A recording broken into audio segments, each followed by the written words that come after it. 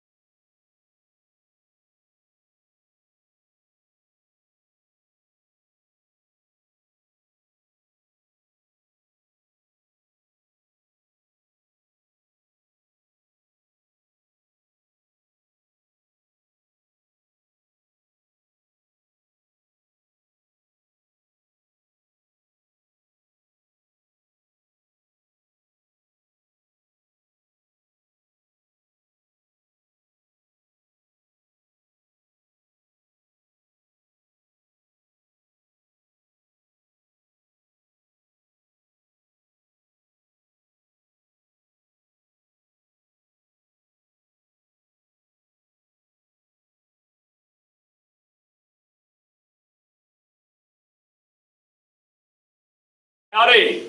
Howdy. Welcome to the final presentations of the Aggies Invent on Bring Your Own Idea. We've got a great audience here. We also have a great panel of judges. We're also live streaming this, so we'll have a number of people that are showing up online. We've had as many as 800 visitors in the past. It'll be up on YouTube, so you'll get a chance to see yourself present here in just a few minutes. I thought I'd give you a quick recap of what we've been doing this entire weekend. And if you take a look at it, you'll see that we started out by putting the design together. There was a number of people who are putting and forming teams. These are all your ideas. That's what makes this unique, is there was 10 ideas. There was actually 100 ideas that were submitted to this Aggies Invent. It was down selected to 16, and 16 students presented their ideas. The top 10 were selected. And those are the ideas that you're going to see here. This is some of the activities that we saw going on during the Aggies Invent. A lot of building, a lot of people running back and forth here at the last minute, a lot of trying to get everything together, and a lot of brainstorming. There were some great ideas that were put together, and some really fantastic things I think you're going to wind up seeing this afternoon. This is the culmination of the overall Aggies Invent for this particular one. You can also see we had a lot of food. So we tried to feed you as well as we possibly could. Kept snacks, a lot of interesting things where Legos got involved. We also had a skeleton show up because this was the last thing that I saw this morning when I got in. When I got in about 6:30, this was the only this was the only person that I saw here at the very end. So we were visited by all kinds of people. And I know that wasn't one of our participants that got finished because I know we fed you better than that. My name is Rodney Babe. I've had the pleasure of being the facilitator for the weekend for this Aggies Invent. A couple of things I want you to know is that we will be choosing the top 3, and we'll talk about that here in just a second. But we also have a continuation program. For those of you who want to continue on, we're going to continue to support you throughout the rest of your development. I'd like to introduce someone who's going to talk about a brand new student organization that's starting that you might be interested in. Thanks, Rodney. Congratulations on finishing your weekend. I participated in 2015. I definitely know how it is. You guys did awesome by being here. So this is a new organization called Invent Now. We actually started, I guess, last year. We were part of a Hyperloop project team, and we really enjoyed the experience. One of the things we really liked about our team is we were really interdisciplinary. So we had majors from architecture, from engineering, civil engineering, mechanical engineering, very interdisciplinary kind of work. So that's why we really wanted to continue that, and that's why we started a new organization called Invent Now. And what it is pretty much you come up with your idea, you basically form a team around you, and that way you're able to kind of take that idea forward. So we support you by the semester or for the entire year. So we're trying to basically create this sort of environment of, basically team building, community, and interdisciplinary student organizations. So we also, the other part of what we do is we act as a feeder for different projects on campus, such as this one right now, Aggies Invent challenges, as well as things like hackathon. So once you click that link, we're basically going to get all your information. We're going to compile it into a team, and therefore you would basically come to an event like this already with a team. So that's part of what we're doing. We're really excited. We're looking for officers, and if you're interested, definitely click the link and talk to me after. I'll be hanging around over here. Thanks.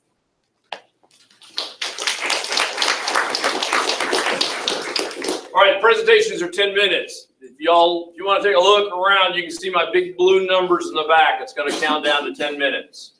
Once it gets down to 0, I will stand up. I will stop you. I will pull you off stage. So when you get to about 30 seconds, be sure that you're wrapping up. Then you'll have 5 minutes for questions from the judges, where the judges are the only ones that are going to be asking questions. After that, we will pick first, second, and third place teams. The top team wins $1,000. Second place, $750. The next one is $500, and so on. I have grant money to continue to support you if you want to continue to develop this. So please come work with us. Please continue to work here in the EIC. Please continue to work with us so that we're able to provide you with additional funds and additional support as we're going on. We've got a very esteemed panel of judges, and I'm going to ask them to introduce themselves because I couldn't do the justice of it. And Dr. Hurtado, if you would start, we're going to go right down the line. So, yes, sir. Johnny Hurtado. I'm a professor in aerospace engineering and associate dean in the College of Engineering for academic affairs. I'm happy to be here.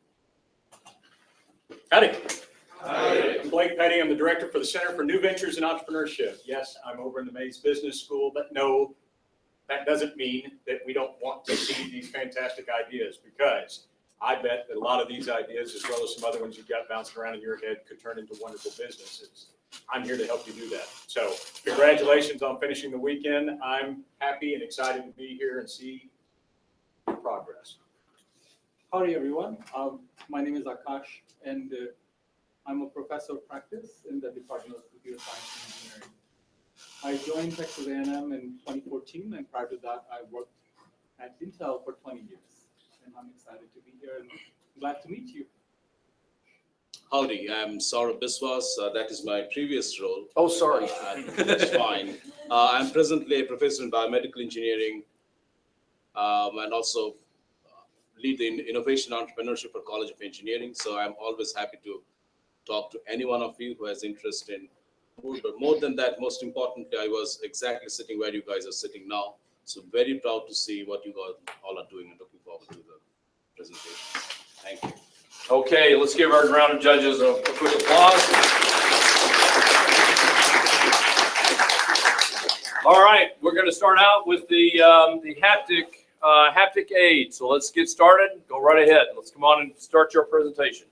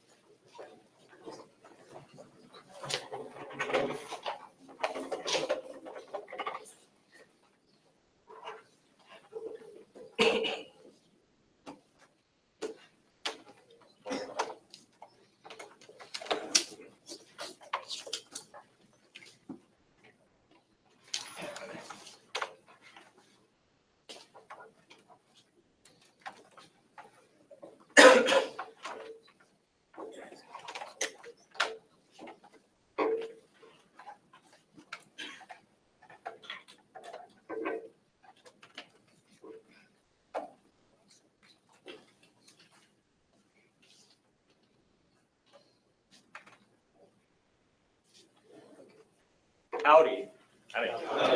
We're Team Haptic Aid, and I'm Zain Ahmed. I'm a freshman engineer major, hopefully mechanic. Howdy, I'm Yash. I'm from the MIS department. Howdy, I'm Keithan. I'm pursuing my information systems course. I'm a graduate student. Howdy, I'm Mauricio Bailey, and I'm an engineering student. Hi, I'm Nivedan, and I'm a MIS graduate student. Imagine a day when you like someone who has a hearing impairment. This is Mike. Mike faces a hard time every day when communicating with people, especially when he can't see the other person's lip movements. Or being unaware of traffic, like when someone is honking at him, or when being pulled over by the police.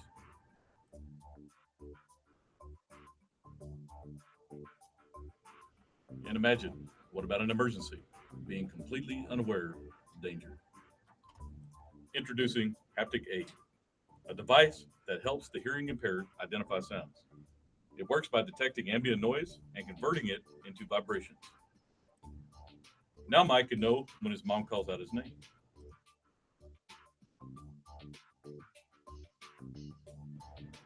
Or knows when someone is honking. Or even realize when the fire alarm is buzzing.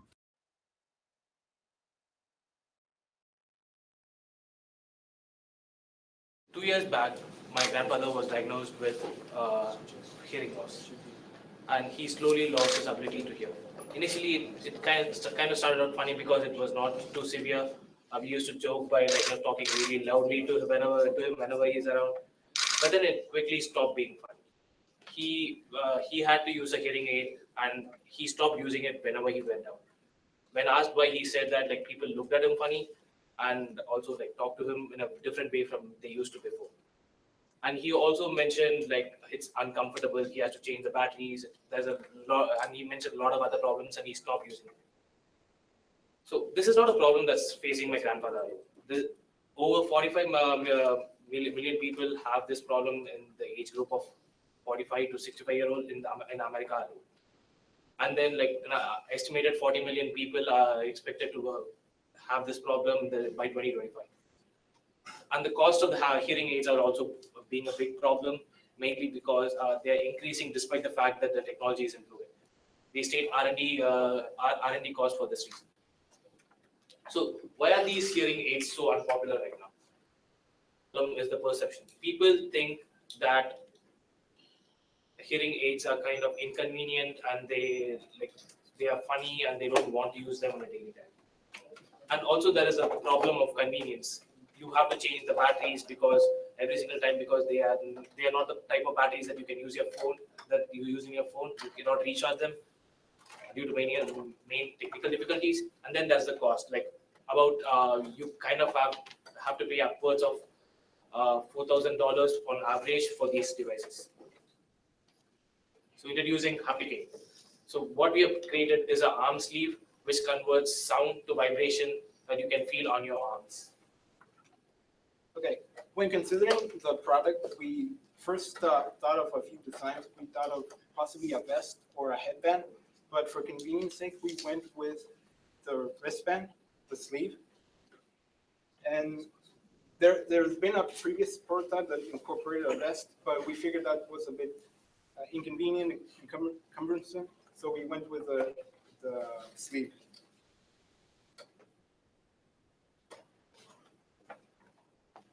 Okay, and the way it operates, it first reads the audio information through a microphone.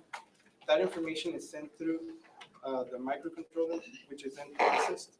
From there, the information is sent to the vibration motors, so the individual can sense the auditory information. So now we have an idea. We started with an idea a couple of days back, but we wanted to make sure if this idea would actually be used and if people would actually require something like this. So we reached out to the community at Texas A&M. We spoke to a few people over there. We wanted to find out what problems they are exactly facing right now, and we wanted to address those problems particularly. A few people, what they were saying was, they said that having a hearing aid is extremely inconvenient most of the time. They can't wear it throughout the day. That was a major concern for many of the people. They also said that it's not water resistant and they can't wear it for going out. They need to be extremely careful about the product. This was another problem. Another target segment which we thought would be extremely a good place to target was the joggers community. Many people have headphones and music equipment, music instruments when they are jogging around.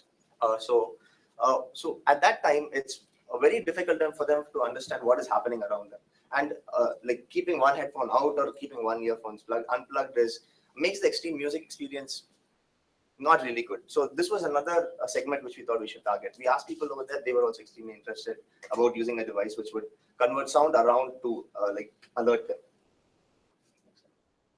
So coming to our value proposition, we thought these were the main features should be part of our product. The first thing was splash resistant. So the product is mostly going to be worn by people almost all the time.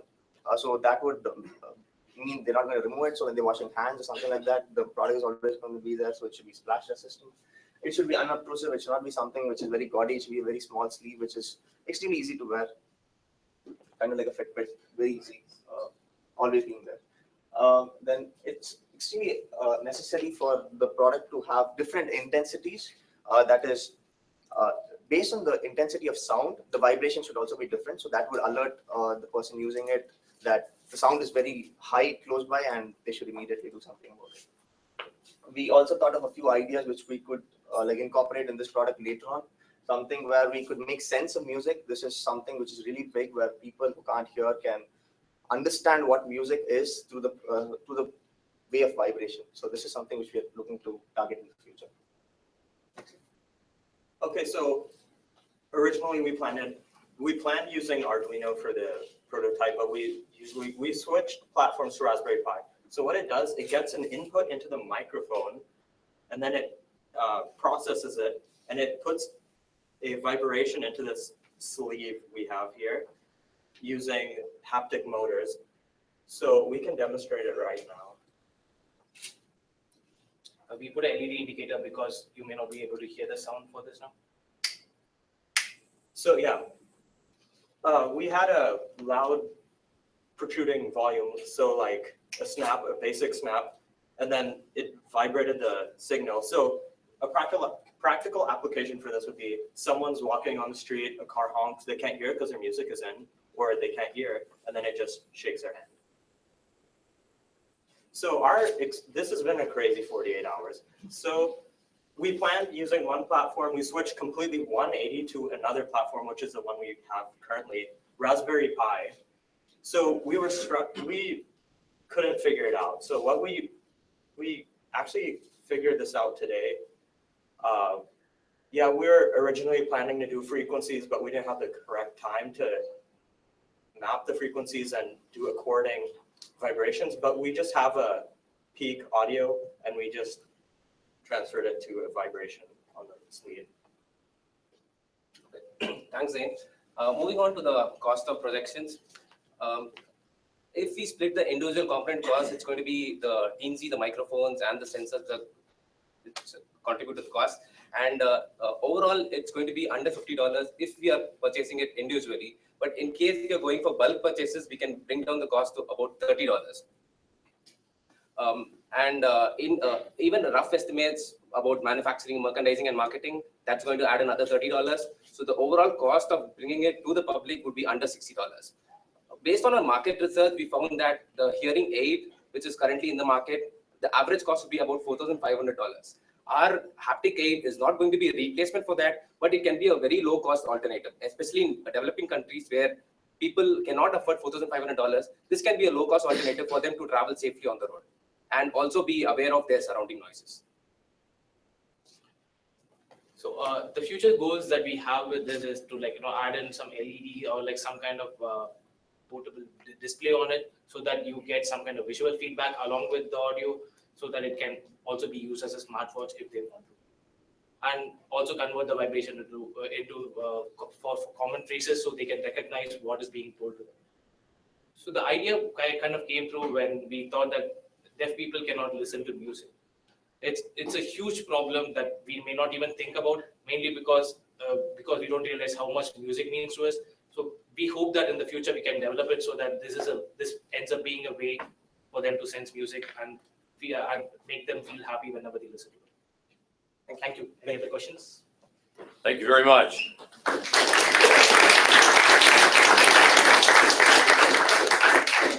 Judges, you all 5 minutes. Clarify to me, so this is really not solving the problem of what hearing aid does. So hearing aid is still for hearing language and all, you will need that. So this is amplifying a sound, which is happening in the surroundings and providing you a feedback for that. Yes. So this is some kind of event that is generating a sound like a honk or some kind of alarm. Yes. And that is giving a And it feedback. notifies the user. That there's something happening around, I should pay attention Yes. to that. Okay. And adding a little bit to that, there is research being done in Rice University right now, in which they are trying to create a vest with haptic motors, and they're trying to create a huge range of motion. And a professor over there has discovered that they are able to convey 80% of language through these things, mainly because if you think of voices right now, you're able to understand me mainly because you have processed this particular sound to be meaningful over time. And so if you are wearing those vibration devices over time, you kind of tend to guess what a particular tone of frequency is vibration is going to be. So you slowly start learning. It's not going to be immediate. It's going to be kind of like learning a foreign language, one that's even more difficult to understand because it's not a sense that's built into you. But you will be able to maintain some level of understanding of what's going on. So I could understand the two very different needs that you described. Those with hearing impairment and then those who choose to be ignoring the noises around them, maybe joggers or, obviously those would be two very different approaches, market-wise as well as technical. Yes. So which would you do first? What would you do right now based on what you've got and why? I think mainly the bigger need is for the hearing impaired market, although it might seem easier to reach the jogger market, mainly because all they would need is a sound sensor, so that there's a loud noise around them, we have to convert it. But I think there is more work that needs to be done for the hearing impaired section, mainly personally because of the fact that my grandfather is losing his hearing ability right now, and personally that's the reason. Just a point to follow up on that, although it seems that the way the product is defined today, that it applies more comfortably, naturally to folks who are jogging, right? Because joggers are typically just looking for signals or alerts, where the hearing impaired people are looking for more explanation behind situational awareness, right? Whether it's, there's an ambulance coming versus someone just trying to get their attention. So, Okay. I can answer that. So, like I was talking to Zain the other day, and his mom also has some problem with it. So what he was saying is, so when his mom is even sitting in a room, when someone calls her from behind, it's very difficult for her to understand who's calling. So they have to come all the way in front to like I actually talk to the person. So this device would actually alert who is calling and where. We were thinking of having two separate lines of LEDs which would understand which side the sound is coming from. So it would alert which side sound is coming from. So they could turn and they could actually see what is happening. So it's a very cheap version of, cheap way of actually finding out what is happening. So that's what we were trying to do. thank you. Yeah, that's good. So, in regarding the, using it as a device to alert people, did you consider, besides the jogging market or in the hearing impaired, did you brainstorm on other possibilities where this could be useful? Yes, possibly in airports where any situation where the person chooses to be away from the external noises, where he has to wear those ear masks. Because I was more thinking of like high impact situations. For example, I think it would be important for someone who's hearing impaired, they might want to be able to be alerted of something while they swim. Okay, and so there's an area where it can really make a difference. Or I'm thinking of like first responders, where it's a very chaotic situation, and it's not maybe so important what information is being conveyed, but the fact that something is about to happen. Maybe a timber is about to fall, or look left, look right. So just those really critical situations where a person wants to be alerted. And so I was just wondering if you had thought of that. That would seem to me like some low-hanging fruit. You're right, and we did consider some of that. But some of the things that you mentioned, would right now even be solved with the Fitbit. Okay. So they have like a little vibration motor, Got it. one motor, and then just to notify someone of something, Got it. it's possible to use existing technology. We want to build in multiple sensors so that you get a range of sound that gets converted into your arm. Okay. Okay, thank you very much. That's all the time that we have.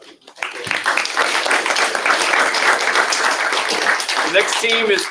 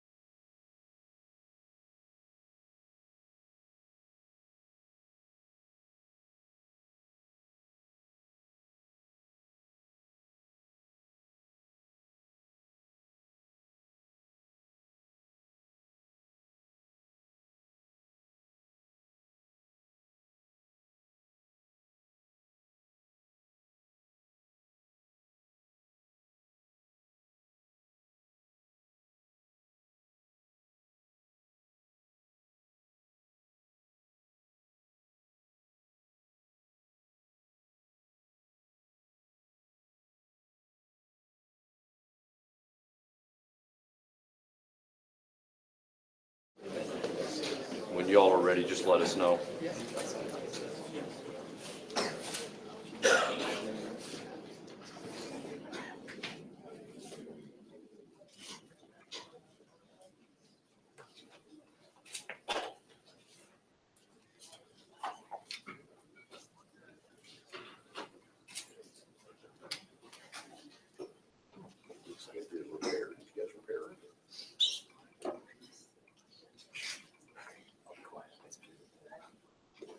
Are we ready?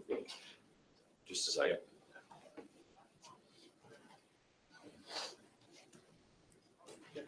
Ready? Okay, take it away. Hi, we are at Hexport, and the last 48 hours, we have made a recovery process and more comfortable experience.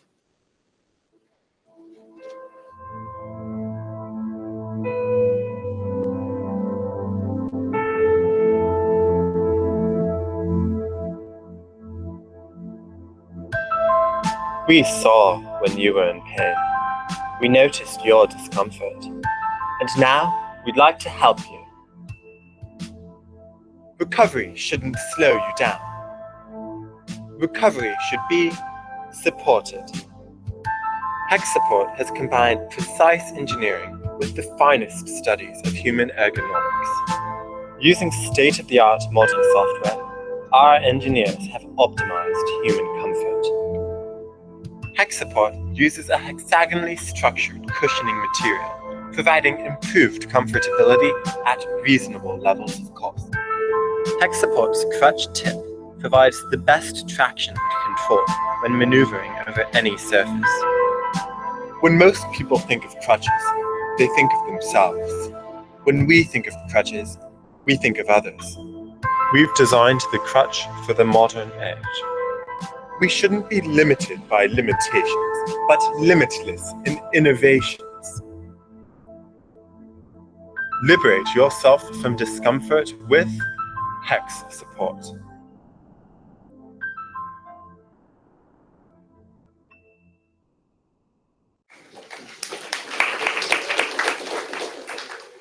It's been 150 years since the crutch has been redesigned.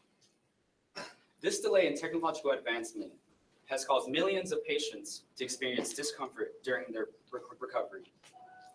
Additionally, patients often stop using their crutches before their prescribed time. They do this because their discomfort is extreme. Excuse me, sorry. So the aftermath of using crutches may cause bruising and rashes in the underarm. Using engineering and science resources, they have given us the opportunity to use those to evolve the new crutch. Next slide. Hex Support has redesigned a crutch for the modern touch, with a modern touch. Excuse me. We've integrated new materials and a suspension into the crutch. And with minimal expenses, while crafting our product, we have crafted a modern crutch that will be affordable. So throughout this process, we started with this basic product. We had a couple ideas in the beginning. We had thought of using a 45-degree angle crutch, using your elbows as a rest. And after doing some analysis, we decided that we were going to take the traditional crutch and redesign it to make it more comfortable, yet maintain the affordability. So we started with this product, and it contains a spring-loaded piston inside, so that the concept is as you push into your step, it loads, and then as you move into your next step, it unloads so that you can have a little bit more spring in your step. So some of the innovative features that are part of our crutch is, the first one is that we have it completely, it can fold in half. So say you're going into a room, you're going to a building with your crutches, and you have nowhere to put these extremely tall, uncomfortable poles. What you can do with our crutch is you can fold it in half and stack it under your desk so that you can hold it better. We also have the underarm hex pad right here is what we modeled. When it compresses, it allows the hexagons to crush so that it provides more stability and support. And then also the Y frame at the top here, we inserted these poles to make them flex outward so that you don't have these metal bars pushing directly up underneath to the under part of your arm. This way, the force is distributed outside your shoulder, and you can have a little bit more rest, and it's a lot more comfortable. As for the bottom half of this design, we've integrated a more ergonomic grip. The reason for this is the conventional grip, it just rubs you the wrong way, and we would like to change that. Beyond that, we've added not only a shock support, but we've also innovated again with the hexagonal design towards the bottom of the pole. The reason for this is, again, added shock support. So as you get into that step, it distributes the force over a greater amount of time instead of that initial jerk, which really irritates the armpit area. And beyond that, we also just really think that the rotational method is a lot better, since the conventional use of crutches is for mobility. So when a crutch, as in today's time, rubs and kind of like doesn't want to turn, ours does. So I'm sure you're wondering how much this would cost, and it's actually quite affordable when you buy in bulk and manufacture in bulk as well. Looking at just the base materials and base manufacturing costs, we're estimating about $19 per pair of crutches. This is fortunate because crutches typically range in cost from $20 up to $100 a pair for the more specialty crutches. We would be offering crutches on the lower end of the price spectrum, but still having all of these nice new features to make your use a better experience. So we wanted to focus on the comfort, but we also wanted to focus on the main problem, the medical issues that with the traditional crutches has. So with our new materials that we're implementing to our device, we hope to reduce the amount of bruising and rashes that the user has whenever they're walking.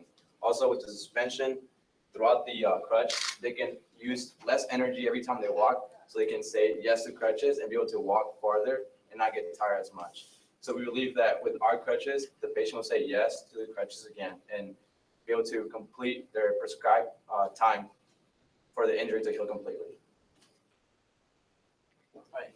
Our next steps might sound far-reaching, but they are really not. First of all, one of our first steps would be to reach out to doctors and specialists and get their evaluation on our prototype so they can test it out and compare it to the existing products. Then after that, we would also like to reach out to FDA and get an approval. This would more than likely be a Class 1 approval. And this is just so we can have the proper manufacturing and distribution processes, so we can have the correct labeling and packaging. We would also like to adapt our HEX support for children. This is the way that we want to reach and expand our reach with our product. The last thing, not the last thing, but one other major endeavor for the future would be to partner with organizations like Crutches for Kids. This is a non-profit organization that their mission is to provide crutches, used crutches for underdeveloped countries, for kids. So we would like to partner with those type of organizations and provide our system, our crutches to them. All right, so we would like to thank everyone who helped make this a possible event. We have had a great time working on this prototype, and we do hope that it will be used in the future to better the lives of hundreds of thousands of people. Thank you all. Thank you. Okay, judges, we have some time for questions. So, crutches are used by individuals who can least afford to fall. Right?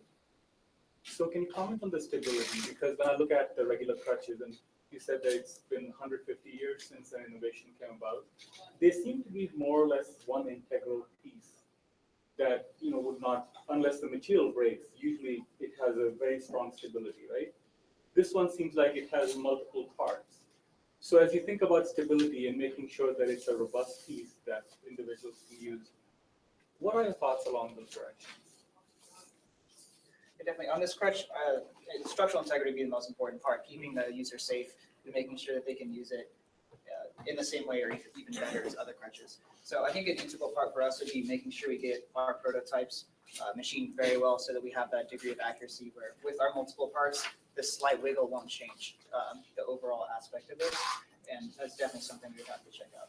It's also that one piece, and this is like the second part, so where the suspension part happens is we have it where we just attached it, but when we mark it out, we'd have this whole thing as one instead of these two parts. This is why we have the duct tape here, but prototype wouldn't have that. Any other questions? Yeah, along the lines of stability, the foot is it has a direction to it. And so, I saw when you pivoted it, if somebody wanted to go 90 degrees away, the foot would be not oriented the way you want to travel. Why not a honeycomb ball? That way it's directional either way and there's no chance of tripping. Did you consider that? We consider the hemisphere type. Okay. Yeah. We're definitely going to include, we gone through a couple of design ideas and we thought of using a hemisphere on the bottom and it curving up while having the hexagonal shape inside. We started with this a cylinder shape because we wanted to show the helix, the honeycomb pattern inside. But yes, yeah, we thought about that. That's also another thing for the future. You can change the tips depending on what surfaces you want to walk on. If it's more of a hard surface or if it's not. If it's ice, if it's raining outside, if there's rugged terrain, stuff like that. On carpet or floor. my next question is, did you consider a honeycomb, and I don't know about the functionality, but for the hand too, just to kind of make it uniform and really support your hex idea? Yeah, for that one, so we thought keeping the handle a little bit more rigid was pretty important because having the support under your arm is, it's very useful, but traditionally the crutches are supposed to be mostly arm weight. You can rest on them really well. So this is for resting, and we want to keep this part rigid to keep the stability. Because if we did have the hex have the same kind of material on the handle, it may bow a little bit too much. Definitely, we are interested in looking further and finding out ways we can integrate that pattern more. So I thought it was interesting that you ended with next steps involving kids on crutches, while your video started with a very powerful clip in the very beginning. So for me, lots of times young adults or adults with crutches, they usually have a stupid story to go along with it. So maybe they deserve a little bit of armpit rash. But why wouldn't you start off with a children's market adaptation story for kids? Well, as for approaching the market as a whole, we believe that really approaching the cheap crutches is our market. So first of all, again, we're just redesigning the efficient cheap crutch because again, it's mostly a temporary ailment. Most people don't want to keep crutches around for years on end. So they're wanting to find a cheap option that's comfortable, and this is our solution. And this really can be sized as much as we want it. We can change the size completely, especially in the manufacturing process. But I believe the bulk would be the younger adult age, the teenage years, middle school. And I believe that this would fit that. I mean, we will definitely go for smaller sizes and younger ages, maybe even children's designs, kind of make them interactive. Integrate the hex shape in fashion designs as well, kind of like make it a fashion statement more than it is just a tool that gets you around. I mean, you can still adjust it, like the height still goes from like the 4'10", 4'11" to like the 6'3", 6'4". So that's, we can still target very big size. What's the cost of a traditional crutch that you get in the market? I don't know how much Ronnie paid, but we found it is usually around $25 per pair. And this is $19. That's what. That was $50. This was $50. Wow, we didn't know Also, that. he paid $50.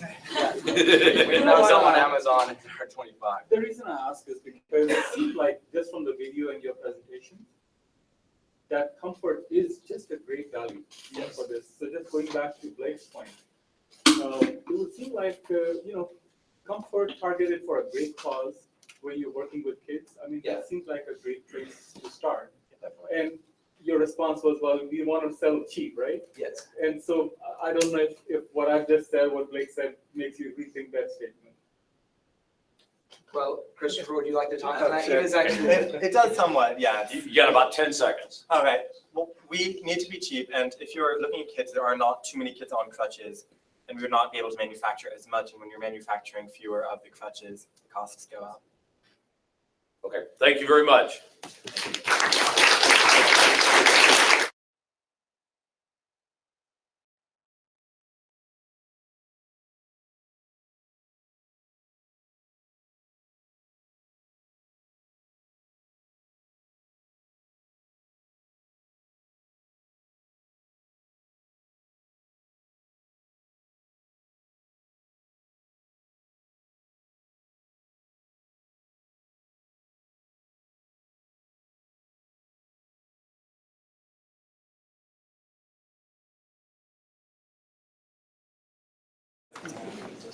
You need to launch, you need to put it first. Put it up, yeah.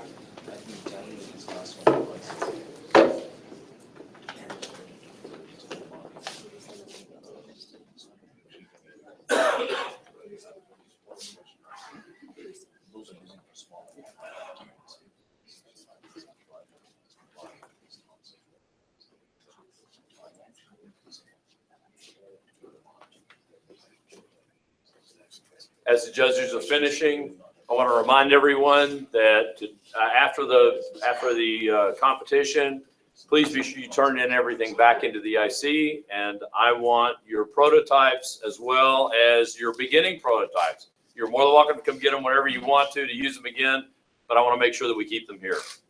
Okay? Are you all ready? All right, please take it away. Howdy! I got everyone's attention. Hi there, my name is Mo. I'm a junior chemical engineering major, and I'm here with Multi-Tool. Let me introduce you to my team. Hello, I'm Callie Cunningham, and I'm an animal science major. My name is Deanna Yancey. I'm a junior business major. Hi, I am Wesley Keenan. I'm a senior MMET engineering student. And our partner John couldn't be here today. We have a short presentation for you.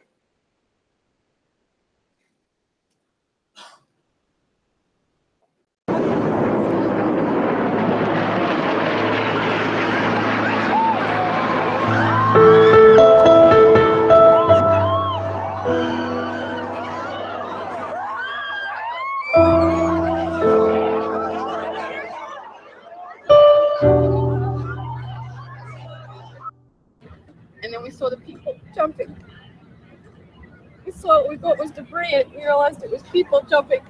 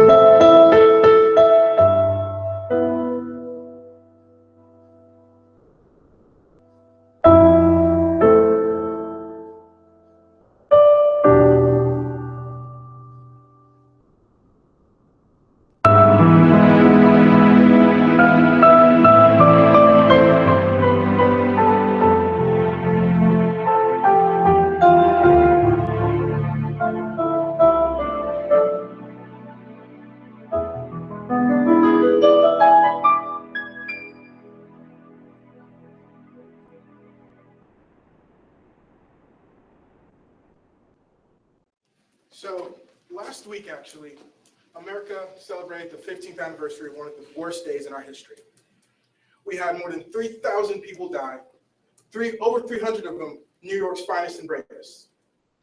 We want to believe that the tool we have made today could have made a difference if it was around then. If it even meant one firefighter was able to go one more floor to save one more life, it could have been the difference. When we think about hazmat technicians and firefighters, the jobs and emergencies are endless. One day a hazmat technician could be removing lead paint from a bridge. The next he's storing nuclear fuel. A firefighter could be smashing a car window in the event of a car wreck or rescuing a person from a burning house. These first responders require a variety of tools. However, these tools are heavy, time-consuming, and costly. That's why we developed the Motley tool. The Motley tool is a patent-pending device that combines the 10 most commonly used tools by first responders into one, helping them save time, money, and most importantly, lives. During Aggies Invent, we figured out what the requirements for these tools. 1 was it had to be a non-sparking metal. 2, it had to be lightweight. 3, it had to have a high hardness for strength. 4, had to be cost efficient. And 5, had to be first responder friendly. Well, the Motley tool has super bright futures and it can help so many people. The biggest problem it currently faces is it's not manufacturable. The design currently was made in an inventor and it has very complex geometry and surfacing, which provides, it incorporates several manufacturing difficulties. So we decided to transfer the model into SolidWorks, where we would finally begin eliminating some of these complex geometries and simplifying the tool so that we can easily manufacture it. To do this, we made a two-dimensional drawing of the main profile of the tool to test one method of manufacturing. As well as that, we decided to explore other opportunities for manufacturing, such as forging, sand casting, and CNC machining. So with that, we explored how to make a mold for this product. And so we used cavity tools and all other kinds of features in SolidWorks to simulate this kind of manufacturing. So on top of that, we did material research to find out what material is best suited for this kind of a tool. We started out, obviously, we're going to go with an aluminum tool. It's lightweight, it's easy to manufacture, and it'll be mainly for our prototype stage. Eventually, we would love to get to this point where we can use 316 stainless steel, provides corrosion resistance, a high hardness, and a good durability. We also explored materials such as Japanese steel. In the end, we would want to coat or plate these materials with zinc or nickel to increase the fatigue and durability of the tools. And so for our short-term goals for our business plan, we would like to actually have a testable prototype. And like Weston mentioned, we would need to get a mold, and also we were looking into having it sand casted. So like he once again said that we wanted to do it in aluminum first, our first prototype, just because it would reduce our costs initially, just to make sure that every single dimension is exactly where it needs to be. And then also we would like to get it CNC milled. We would like to get 5 of these tools. That way we can get it into the hands of the people training at Rate and Fire Training School. And then also have it TEKS tested, because having it TEKS tested has a whole lot of weight in the emergency response industry, especially here in Texas. And through having it TEKS tested, we would like to get their feedback, the first responders' feedback on our tool, and see if there's any other iterations they could possibly, any other suggestions they can have, so that we could have other iterations of the tool, maybe even a Motley Tool 2.0. And so then also we would look into branding. Branding, we would like to get Motley Tool trademarked and registered, just for extra protection on our part. And then also we were able to secure a spot with the fire chief CEOs who are coming to Texas A&M in a couple of months, and hopefully we can get some potential pre-orders and more feedback on our tool.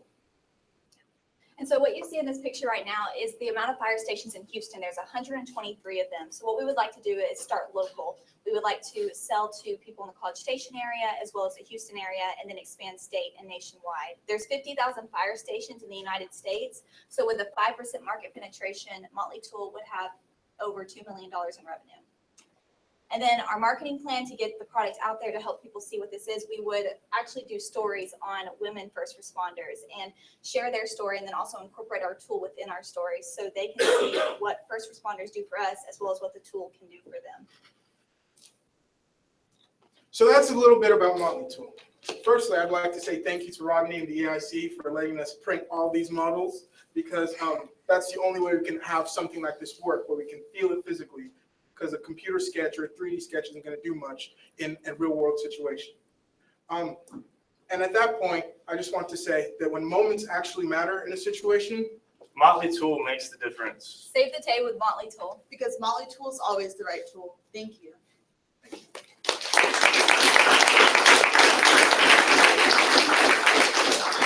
Okay, judges, we have time for questions.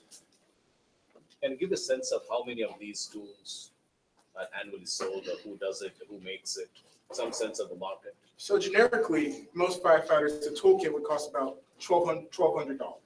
And ideally, the Motley Tool would replace 10 of those tools, and it'd be at a reasonable price point to where How many are there in a typical toolbox? Like, most of maybe 20. And in the video, you might have seen some of the firefighters were carrying something very similar to this, actually. And I don't know if any of you actually carried this, but this is a solid at least 6 pounds of weight. And if you're climbing stairs or trying to jump through a building, this isn't what you want to carry with you. This isn't going to help you get around. And so ideally, we're just trying to at least fix the problem of weight, which is why we classify that as one of our design requirements, so that we can then make a material that they would at least approve of and help us manufacture, depending on what they wanted, a tool that was more efficient for them. All right, sorry, John. I've seen your tool before. This iteration, did you add components to this, or you worked strictly on the molding, the manufacture, the hurdles that you've got right now? We began exploring some of the difficulties of manufacturing. Currently, the original design had tons of sharp corners and impossible machining applications. You couldn't actually machine the part. So on that prototype, we actually began exploring and changing those dimensions so that was actually machinable. It's still overall the same thing, because we did focus a lot on the actual manufacturing process. And so that was kind of what we wanted to focus on this weekend. So you just mentioned a minute ago it replaces 10 tools that are currently in the toolbox. I'm a little disappointed that you never told me what the 10 tools were throughout the whole presentation.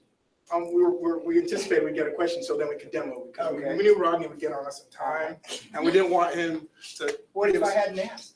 I would have talked about it. And so we have one, which is one of the square wrenches we could use, an adjustable wrench. We have an air cylinder opener. We have a water hose hook.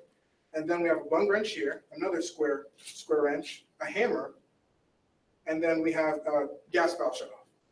And then we're actually, one of the things we have, you can actually see it in this iteration. We've changed the design of our scraper, because when we're machining it, there's no way we could keep a side like this. And so we machine it out on one end, so it's a little bit more ergonomic for them to scrape with. And lastly, a seatbelt cutter, which we couldn't fit onto the aluminum machining that we did this weekend. Was there 11th tool that you just wanted to and you just couldn't put? And if that's the case, why? Not at the moment. The seatbelt cutter was our most recent innovation on adding on, because we figured if we're going to carry a tool like this, you don't want to a seatbelt cutter is something that's easily implementable to where we should be able to put it on this tool. But we're of course, this is why we talked to the firefighter training school to see if there's anything else they feel that would be useful to have on a tool of this size to carry around with them. And before the first iteration, actually, that customer feedback was why we kept adding it, because there was more. So we added three additional tools to the customer feedback that we got. We had a little bit over 100 interviews with hazmat technicians, firefighters at the Brayton Fire Training School, as well as local manufacturers and other businesses who sell firefighter tools. Did some say like why this never came about before? I mean, was there no one seeking feedback from the firefighters before? Well, I guess before it was a huge issue because they're constantly breaking their tools. They're constantly, they leave tools behind sometimes. But I guess everyone thought that it was just so simple that they, I guess, didn't even think about it. But we were given the problem statement from TEEX, and so we solved their problem for them.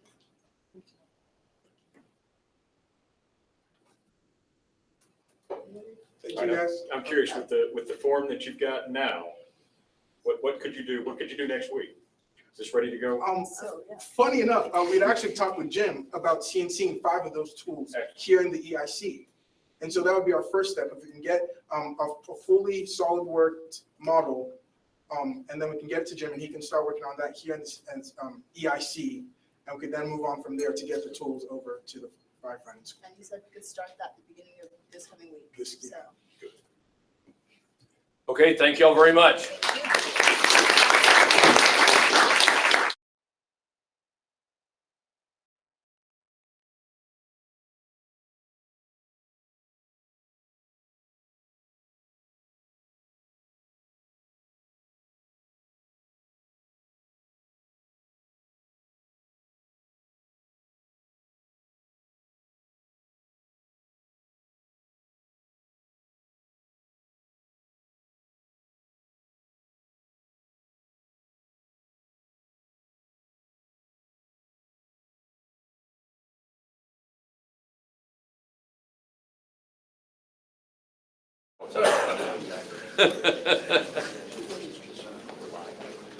I know y'all changed your name, but I just haven't had a chance to update it, sorry. Welcome. Wait for the judges. I want to make sure that y'all get their full attention.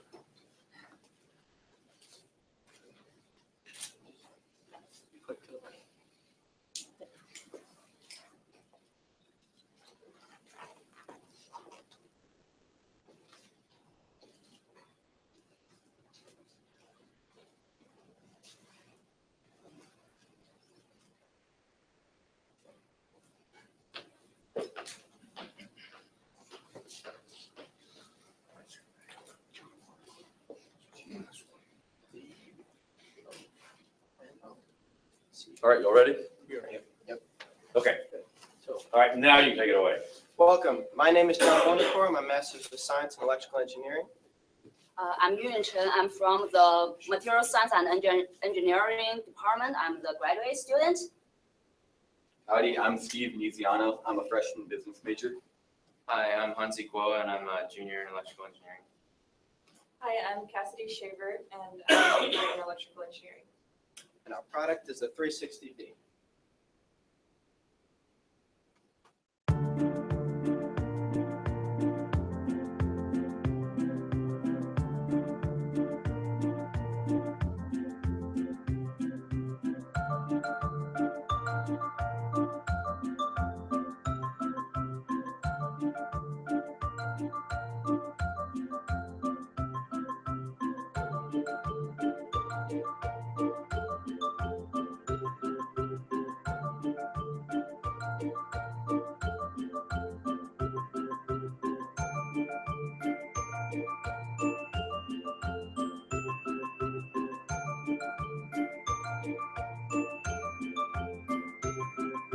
Thousands of Americans struggle each day with paralysis.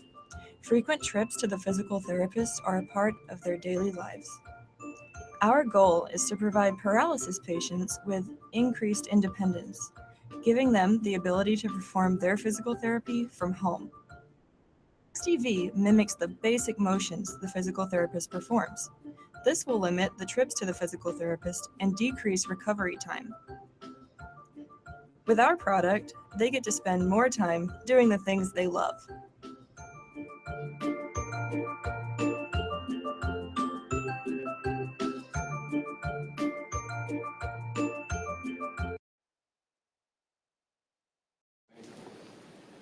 Our goal is to help single mothers like Sarah who have paralysis do their physical therapy from home. That limits the number of trips that they take to the physical therapist. And paralysis is a severely debilitating disease that actually affects more people than you may think. Each year, 50% of Americans over the age of 18 develop musculoskeletal injury. This isn't paralysis, but it's also a disease that ends with the person in the wheelchair. So our chair can also help musculoskeletal injury. There are also some other statistics. The majority of people who have paralysis, who have to go to physical therapy, go up to 3 times a week, and our system hopes to limit that to 2 or 1. I'm going to hand it off to Yumi. Okay, so current, the means of rehabilitation, especially the physical therapy, the leg exercise, the arm exercise, and the aerobic exercise. So why such therapy is important? So keep your body flexible and conditioned, maintain blood circulation, prevent atrophy, and improve posture to improve the breaths. So here I want to share a story about the atrophy. So one of my friends got fracture of her leg, and after resting 3 months, she told me her broken leg just got shrinked. Can you believe it? It's just 3 months. It got shrinked. So how about paralysis patient? They have much longer time, right? So we really need to think about them. So I will pass by to Cassidy. Right now, the current physical therapy patient has to go to 3 sessions every week. You look at this and you say, why is her whole Monday taken up by the PT visit? Well, that's because the actual visit takes about an hour to do all of the exercises. But she also has to drive there, which can take an hour going back and forth if she lives close to a PT. People from more rural areas who suffer from paralysis might have to drive an hour there and an hour back. That takes up a lot of time in their day that they could be working or spending time with their families. And it also creates huge emotional and physical strain on them, making them transport themselves that many times a week for something that we could make not necessary anymore. With our treatment, they will do 2 of the sessions at home every week. This means that Sarah, the mother, gets to spend 6 more hours potentially with her children or working or doing anything that everyone else would like to do. There's no reason that she should have to take all of this time out of her life to spend driving, transporting, and at the physical therapist. Another thing is, with our treatment at home, she can do this at any time. She can do it after she puts her kids to bed, or when she gets home from work, or even before she starts her day. She isn't limited to the 8 to 5 physical therapist office hours. So we'd like to do a demo of our design. It's 360V. It's a modified wheelchair that moves those basic movements, moves your thigh as well as your leg. And we have a linear actuator motor that this is actually full size. We incorporate this in the actual design. It can move up to 1,200 newtons. That's 1,200 newtons of force. And it's moving our skeleton feet right now. So I need to re-angle into a bed light for climb. right, so in the video, you saw the physical therapist moves the leg up and then moves the leg down and moves the knee. Also, you notice that this is quite slow, but that's only because of the actuator. There's much faster actuators out there to mimic the smoother motion of a physical therapist. And we're incorporating a lightweight design for the production model, which will incorporate aluminum tubing, which is prevalent in the wheelchairs out right now. And also we're going to incorporate high density polyethylene, which is recycled plastics, to reduce cost and weight.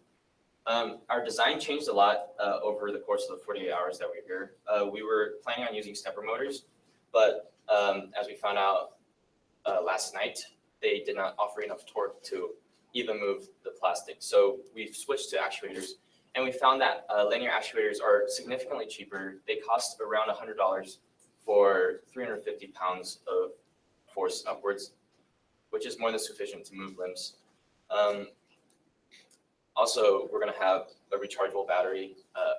We're going with a 10 amp hour battery because that is allowed on flights, and batteries such as 15 amp hours are not allowed on flights. And so we want to incorporate more features into it. Obviously, this does not have Wi-Fi capabilities or anything, but we would like to connect the patient with a therapist, and they can monitor their physical therapy from the office while the patient is getting their treatment at night, and they're making sure that they're getting their treatment on time. So we won't be eliminating the physical therapist, but we'll be supplementing some of their treatments, and the physical therapist will still be updated with the patient weekly. And we're going to incorporate different models. Obviously, we're going to have different seats.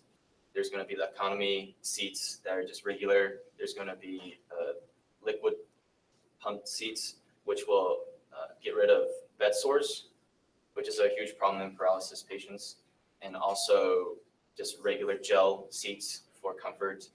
And we're going to have more features like straps to strap on the legs, and this flap is supposed to come up and down, but we didn't have time to incorporate the motor. We can go into some of the business. So in terms of our business model, we're trying to go straight to like the healthcare field, and we're trying to get the product into insurance companies so they can kind of supplement physical therapy in terms of the cost of going weekly and paying a physical therapist. And so as you saw earlier, we aren't completely eliminating physical therapy, we're just supplementing it. And should be about $1,500, or $500 per chair.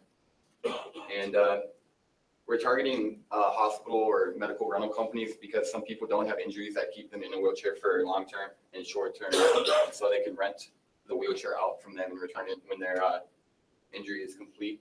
And we have a couple competitors in the field, but none of them implement the motor into the wheelchair itself.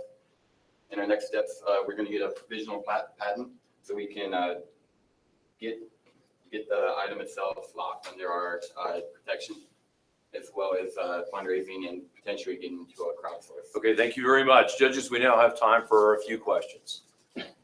So I want to ask about some of those competitive.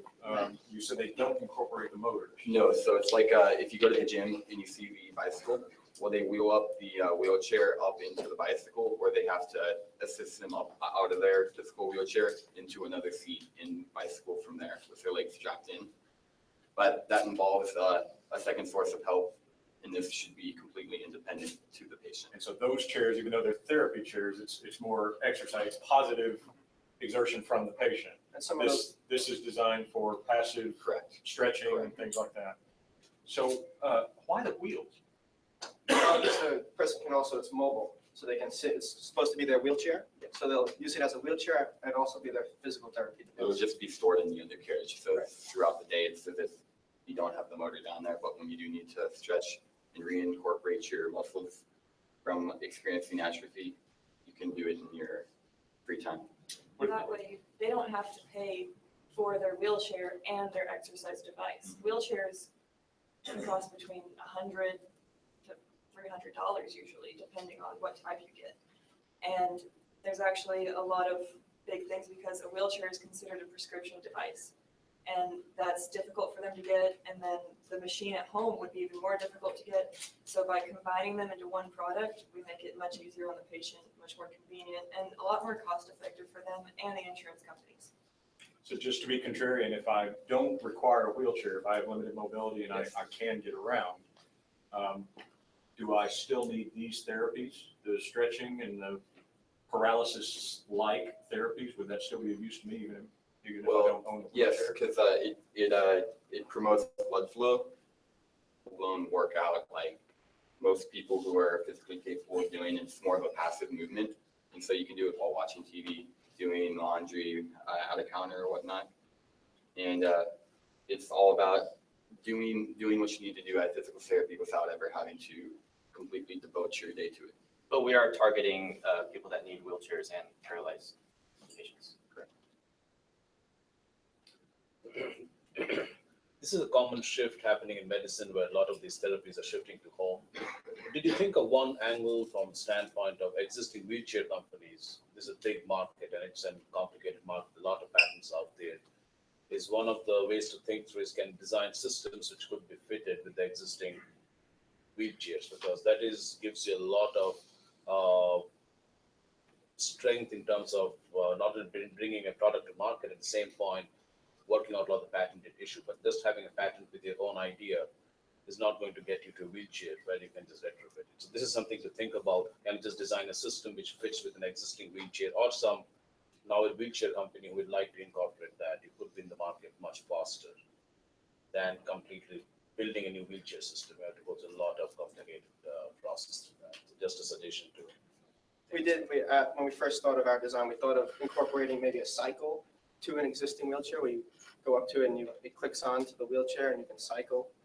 But we thought that this better mimicked the. This makes sense. I'm just saying the healthcare industry is very different from a lot of other markets just because of the complexity of regulation and physician acceptance, reimbursement, and all these processes. So you can have a two-step process where you can think of this going in with the existing wheelchairs and then a wheelchair itself. So just a suggestion. Very good idea. Just curious, did you have time to talk to any physical therapists and get their feedback on this? They were closed on the weekend. Yeah. I did talk to my friend who was a physical therapist. Yeah. She What thought kind of it was, feedback? she thought it was a good idea. She wanted to know specifically what kind of injuries we were targeting, like whether it was spinal cord or, I guess, leg injury. But it'd be more spinal cord for the paralysis. I think, as Saurabh pointed out, a lot of these innovations pointing toward home health and home care. I think that many physicians are a little bit conflicted with that, right? This is a terrific opportunity for the consumer, perhaps not for the provider. So she was slow on her response. I can imagine. Exactly, yeah. Yeah, and that's why we targeted the insurance companies, because they're the one footing most of the bill in terms of paying the physical therapists. So they would be generally on board for this idea if they could put like a one-time cost and have it cycle through their clinic instead of having on an individual basis supplement like a plan for each individual with paralysis. Okay, thank you very much. The next team is the Shunt Hunters.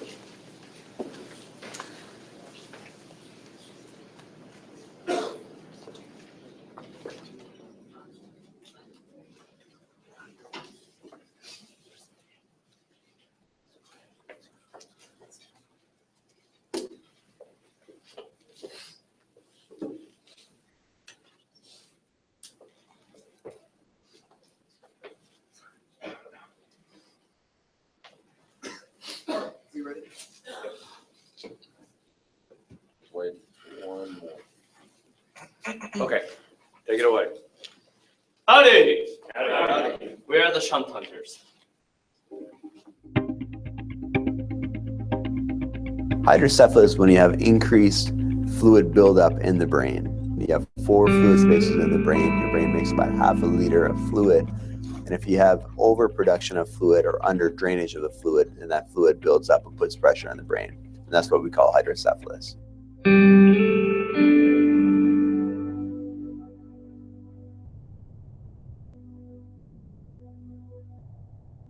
The ventriculoperitoneal, or VP, shunt is the standard treatment for hydrocephalus. The VP shunt takes advantage of passive valves and tubing that have a tendency to become clogged with proteins and particulate matter. This results in about 51% of hydrocephalus patients needing a shunt revision, which requires invasive brain surgery, and sometimes this occurs as often as 4 times per year. Our goal was to innovate a solution to put an end to shunt clogging and allowing hundreds of thousands of patients to live a more happy and healthy life.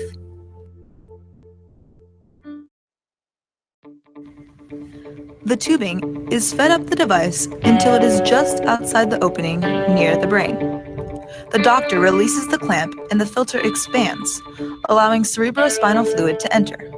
Proteins remain on the surface of the filter.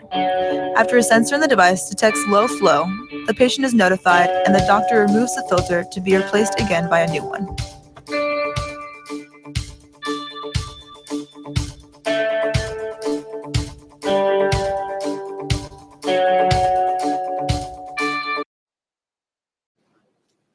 I know a family in Bryan College Station whose 10-year-old son has hydrocephalus. He's had 2 surgeries for revision of his shunt since May of this year, so that's how he spent his summer.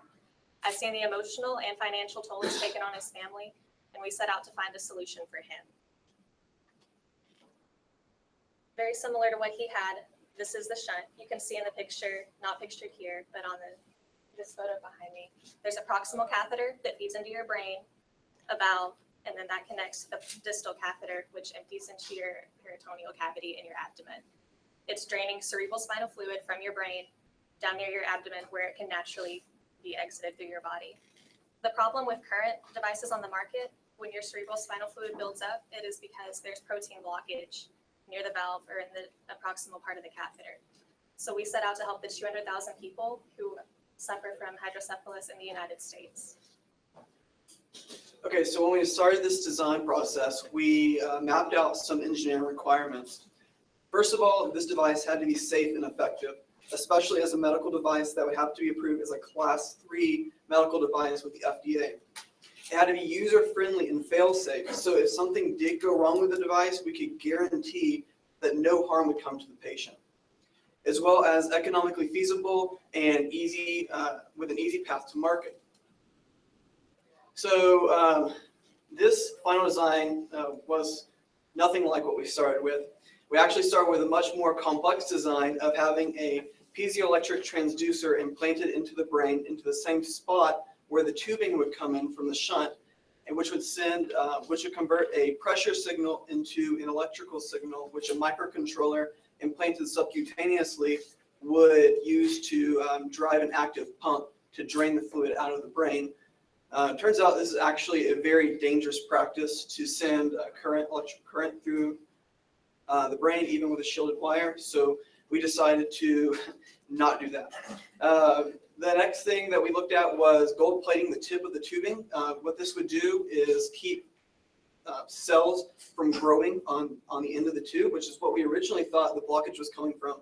But come to find out, the blockage is actually from protein and particulate matter randomly floating around in the brain and coming into the tube and getting clogged there. A third thing that we considered was having multiple shunts through one hole, but this is also very impractical. With the hole being bigger and having multiple paths to the brain, there's a much higher probability of infection, and it's not something we are willing to risk with our patients. So our final prototype has 3 parts to it. So we have the deployment device, and then we have the filter, and then we have the retrieval device. So first what the doctor will do, will place the filter in the deployment device. He will then place the deployment device through a port in the shunt and then push it until he reaches an end in a shunt that has a divot in it. Then he will release the deployment device, And after about a couple of months, when the filter has gotten clogged up, he will go back in and use the retrieval device to get the filter out. So our final prototype was really good in that it used a port in the shunt in order to eliminate catheter obstruction. It was also reusable. So say you don't have to replace the entire shunt, all you replace are these filters. Also, there's a gold ring around the filter because we know that X-ray is a major part in this disease. They want to know to make sure that the brain is that the ring in the filter is actually in the right location. You don't want to have it just floating in the wrong spot. So making sure that we have the right location and having a gold ring attached to it to make sure that it is safe on this patient. And also, it would improve cerebrospinal fluid flow by allowing us to go back and retrieve a filter. Not only that, but we also after this idea, confirm with the pathologist to make sure that it would be physiologically accurate and making sure that it would, in fact, be okay for these patients. So as far as safety go, we needed to make sure that the device was bioinert and biocompatible, just to make sure that the body didn't have any negative responses to it. We also needed to make it MRI compatible, as Liana mentioned earlier. These devices need to have a specific type of metal that it's not magnetized so that the patient's not harmed whenever they go into MRI. Relatively cost effective is going to be talked about later in the cost estimation and long term. These people's lives are difficult already. They have a disability and they have to go in all too often to the doctor. If we can make this long term, we're making their lives easier. And that's what we're here for. So with the medical device industry, we have the FDA serving as a regulatory body. And it can be very difficult and unfeasible to create a design without having a predicate device. It is for this exact reason that we do not integrate any new electrical components into our design. Okay, so out of the 200,000 people who have hydrocephalus, 15,000 of these people are children. And with children, it can be very hard to detect when there is a shunt malfunction because, as we know, kids can cry for any other reason. So looking into shunt malfunction, we found that obstruction is like the #1 cause. And with obstruction, it is associated with flow rate. When there is a clog, as proteins adhere to this, the inner wall, you have a decrease in flow rate. And so looking into current technology, we actually found that there are wearable sensors right now that are used to detect flow rate from blood vessels. So we plan to incorporate and use those sensors, in our case, to measure the flow rate of the cerebrospinal fluid. So here illustrate our wearable external sensor system. The user will first put on the sensor pad on top of our shunt system, and the sensor pad will distribute background temperature so that the sensor itself will pick up the change during the flow under the skin. And the reading, the change of the temperature can further be converted to extract the flow rate of the CSF. And it will alert the user whether there's a malfunction in the shunt system or there's obstruction. So I'll be discussing the market analysis and some staggering figures that my team and I found notable, especially it'll re-emphasize the clinical and cost-effective need for a more efficient shunt device. We like to re-emphasize FDA because it is a major player in all of this. With our device, with that being said, we want to refine it. We want to actually perfect the concept. We're going to bench test it, get the quality metrics that we need to go through preclinical and clinical testing with the quality system regulations, followed by hopefully breaking into the market. Major players in our customer segments are, of course, the people who are implanting the device, the physicians, and the people who are who are controlling the clinical chain, or the hospital administrators, and of course the patients suffering from the high buildup from CSF buildup. This list right here just kind of outlines just how expensive current treatment is for these procedures, with total annual cost exceeding $1 billion. This is just an itemized material list that it took to fabricate our device, with the exception of the sensor, which is currently in the R&D phase, but we will update this list. But we project that it will still be more cost effective than what's currently out on the market. Thank you guys so much for your time. Questions?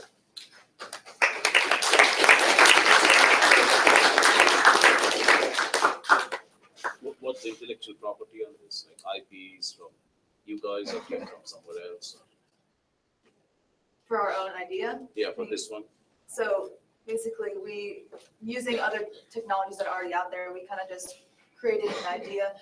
We thought of other medical devices that use similar ideas that we were using. That, there's stent designs that use balloon stents, and we kind of using those ideas. We're thinking of making sure to use them in a shunt. We were looking at patents, looking at different the similar designs, and nothing like this was used in a shunt design yet. And we were also, with the gold and making sure and seeing if that was compatible. They use gold in glaucoma shunts, but they don't use them at all in their BP shunts. And just a follow-up question, you have done some literature surveys. What's the infection rate typically? Presently, they completely change the shunt when it clogs up. Is that the process now? So what's typically the rate it happens in a 12-month period, or It varies person to person. Okay. The kid I know is every 3 months right now on average. Okay. But like I said, this summer he was worse. It just totally depends on how your body. So in this one, every 3 months, the clogging will happen. Someone has to go and do a procedure to take it out They do a and put full it in your filter. brain So surgery now they revision. do the whole thing. Okay. Yeah, and then our port is subcutaneous, so it wouldn't be like an external port. That's why they have the whole device right now subcutaneous, so to prevent infection. Is the filter anything special? Is that off the shelf technology? They have it using right now. But there is no filter technology in this current process. If there's anything that is there value added to being able to capture some of the bio information from a filter like that? If you're putting it in, taking it out, do you have any idea whether physicians are interested in what some of this all fluid might be? Definitely a really interesting question. I'm sure from the protein composition of whatever is stuck on the end of that filter, I'm sure that there's a good possibility that could be used for diagnosis of anything else that might be going on in the brain, but it's not something we've done extensive research into. Would doctors need to be trained to go in and do this? I mean, so there's that aspect of it. Yeah, the reason that is complicated, that is a big deal, but we wanted to make sure that there was an easy access port, and the device that she was showing, it's pretty big behind the ear, and so it wouldn't be hard to find. It's subcutaneous, right underneath the skin. You can feel it, you can see it, and so it wouldn't be like them trying to stick a needle in a haystack, find a needle in a haystack. You'd be able to see it subcutaneous. But then guiding to place the filter, retrieve it. And if we had an access point, Yes. it would just be one way out. Now, PMA is an extremely complicated process, expensive, and comes with large clinical trials. What are your thoughts? What's the next step? Like something you guys have done over 48 hours. What do you want to do next? Possibly fabricate it to where we can get it on that level. But with PMA, you're talking preclinical, clinical trials, and that is a major step in that direction. And it takes a lot of consideration, particularly funding. Funding is a major part in preclinical trials. They're expensive, but we believe that the benefit and the reward from this outweighs those costs in the long run. And using a predicate device, that also gives us a little bit of something to show that it does work. Using other technology that's used in different types of medical devices and integrating it into something else that you can use elsewhere is, you have proof and it works. So it's not like it's from the dark, Can't put a price on life. You know that, but the healthcare industry is challenging. So. Okay, thank you very much. I appreciate it.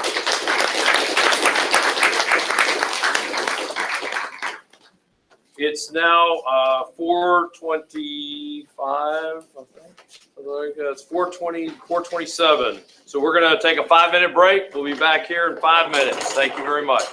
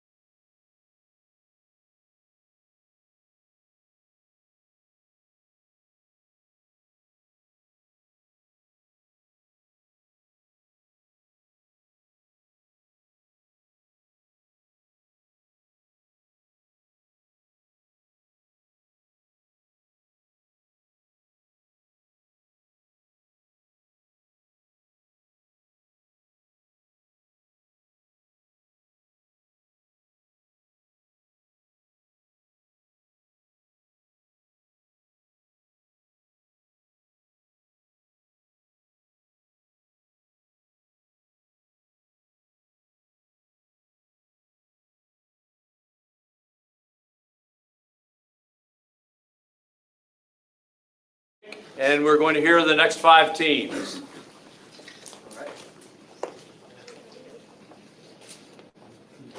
Go for it. Okay. Hi, I'm Haley Montenbacher. I'm a freshman business major. Hi, I'm Jana Barcenas. I'm a freshman biology major. Howdy, y'all. I'm Luke, and I'm a sophomore biomedical engineering major. Howdy, I'm Cameron Kelly. I'm a freshman. I'm hoping to study aerospace engineering. Hi, I'm Garrison Reeves, and I'm a freshman business major. And we are safe. Picture this. Your job is to regulate water safety. But in order to determine the content of your sample, you have to ship it off to a centralized lab, costing you time and money. What if there were a rapid, affordable way to detect the presence of bacteria? It's a relevant question for those of Galveston, Texas, Florida, and New Jersey, just to name a few. Coastal regions where waterborne bacteria have caused limb amputations and even death due to the lack of public awareness. And as botulism, cholera, and dysentery remain a hot topic for an ever-increasing population, the need for a point-of-care device for rapid sample testing becomes more and more crucial. For the sake of time, we'll talk this afternoon about how we can support the needs of nearby Galveston, Texas. Inspired by a biomedical spin-off company from Texas A&M University, our team has designed the platform technology for the detection of chemicals and proteins in water. Introducing Safe2O. Safe2O provides the user with a faster response time for your water quality testing, while at the same time being portable, accessible, cost-effective, and most importantly, accurate. Remote lab testing is now a thing of the past. With our technology, we put the lab in the palm of your hand, giving you the security that with Safe2O, you're good to go.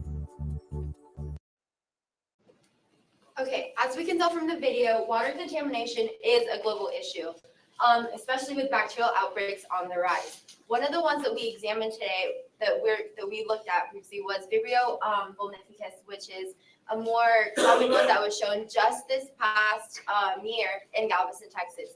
Vibrio vulnificus is a flesh-eating bacteria that grows exponentially during the hotter summer months. So our current testing methods for testing areas like beaches that have a lot of seawater is a lab test where a inspector would have to go out and take a water sample and send it into an independent lab. At best, those kinds of samples are minimum 24-hour response time. If you're trying to test water on your own, when you just buy a sample kit, they cost about $100 and you have a 3 business day turnaround minimum. So getting accurate samples quickly has become a problem. One of the points we'd like to highlight is that when you take these kinds of samples and you have to wait multiple days to get your information back, often that may cause a discrepancy between how much bacteria is actually in the water and what was in your sample. So we wanted to emphasize a quick, accessible way to know exactly what the quality of the water was at the time of testing. So when we designed the product, we focused on 5 major points. So it's got to be faster than what's already out there. So normal tests take 1 to 2 days, like Cameron said. So by that time, currents have changed, could change like the content of the water. So if you test it 1 to 2 days, it needs to be faster than that. It's got to be portable. Some of these areas you're going to go, like creeks and fishing areas, they're hard to get to. So you can't bring whole equipment, and it has to be faster than shipping it off. So it's got to be easy to use. So it's got to be something that consumer can look at and doesn't have to have a medical degree or a scientific understanding of how it works to be able to operate it. It also has to be cost effective. There's no use designing a product for the everyday consumer if they can't afford it. And it has to be, most importantly, accurate. Like I said, there's no point in designing a product if it doesn't tell you exactly what you need to know and fast. So our first design was a personal bracelet, but it actually turns out this would be chemically impossible. So the idea behind this was to have a bracelet, you dunk it in water, it would change color, and it would tell you whether or not bacteria was present. This would also kind of incite panic for users because they would constantly be like, oh, is my bracelet changing water? Because you are already in the water, and the risk of false positives. Positives of this device would be personalized and super easy to use, like a kid could use it. And then about yesterday afternoon, about 3 o'clock, we shifted from being a team of intellectuals to a group of friends. We really decided to, we hit a wall in terms of that chemical analysis, and we decided to search into what Texas A&M has been doing and how we as young adults can take our passion for innovation and connect that. So we did some research and found that the team here at Texas A&M University is actually working with with a technology called surface enhanced Raman spectroscopy. We wanted to try to make a rudimentary version of that using fluorescence. So we started with the idea of a DNA probe in a watch, such that you broke down a cellular wall to get to the bacterial DNA, and you used an aptamer antibody to detect for DNA. The issue there, of course, is that heat on your skin is not a great thing, especially when you need to get up to 130 degrees Fahrenheit to break down a cell wall, and then potentially denature the protein in the process. So we shifted to our third design, and that's what we're with right now. So our third design that we came up with was a rapid test kit, as you can see here. Basically, the idea is we're going to take the technology that we thought we could put into a watch, which uses a combination of protein analysis that are given off by bacteria, and put it into a larger, slightly larger, but still portable physical device. So doing so allows us to include more complex equipment. The bonus from our shift from DNA is that we no longer have to have a heater that's included in the device, and also we avoid the risk of denaturing DNA. So we've instead decided to focus on using aptamers and as a signal for the presence of bacterial proteins. So Cameron's actually going to demonstrate that process right now, and keep in mind to our judges and to people in the audience that this is our initial process, and we're looking for devices to how to improve, or by no means closed-minded. So the idea here is that you have a disposable diagnostic cartridge that you can place that blue 3D printed figure into your platform technology system right here. And what you're going to do is pour your water sample into the device and cap that. And at that point in time, you're going to observe a difference in fluorescence is our ideology here. So as Cameron's going to demonstrate with the flashlight as a analogous form of light to fluorescence, you'll see that we've calibrated an LED light on the external of the device to show that when light is present, it's red, correct? So it's green when light is present. So there would be I believe it would be an aptamer or inside the cartridge that would give off fluorescent light that would be detectable by our sensor. We don't have a sharp enough sensor or the fluorescent material with us, so instead I'm demonstrating with this flashlight. Correct. So you use a cyanide tag with an aptamer, and you would have that aptamer be specific to the bacterial protein that you're trying to detect for, as a means of understanding that you have that bacteria present in the water. So that's just our initial prototype, and we're working towards different assay designs in the future as well. So who's our market? Right now, we are really looking at the Parks and Rec department, people that their job is to go out and test this water. So they wouldn't have to send this water back to a lab. They're going to do it all right there, and they can send this data really quickly to who it needs to go to. And then as we expand, we want to be able to simplify this, break down the process, and have it easily for families so they can take it to the beach with this rising concern. And then also to NGOs, to these third world countries where this is a very serious problem, and we want to be able to help as many people as possible. So the big question at the end of the day is, how is it novel? How is it unique? And our ideology here is that we looked at the biomedical space and found that a lot of novelty comes from when you're able to develop a platform technology that others can then build upon. And that's what we hope to have done here, is to develop a portable device that allows for a diagnostic assay to be placed in, and for an understanding of what is in the water to be done in real time. Our idea is that if we use proper chemical tools and analysis, that we can get an analysis in under an hour using fluorescence. We can use FRET potentially. We can look at other optical systems put in there, but for the sake of this weekend, we didn't do that. But the big thing really is that we're trying to make a connection between the move towards portable personalized care and the real world issues that we're facing here in Texas.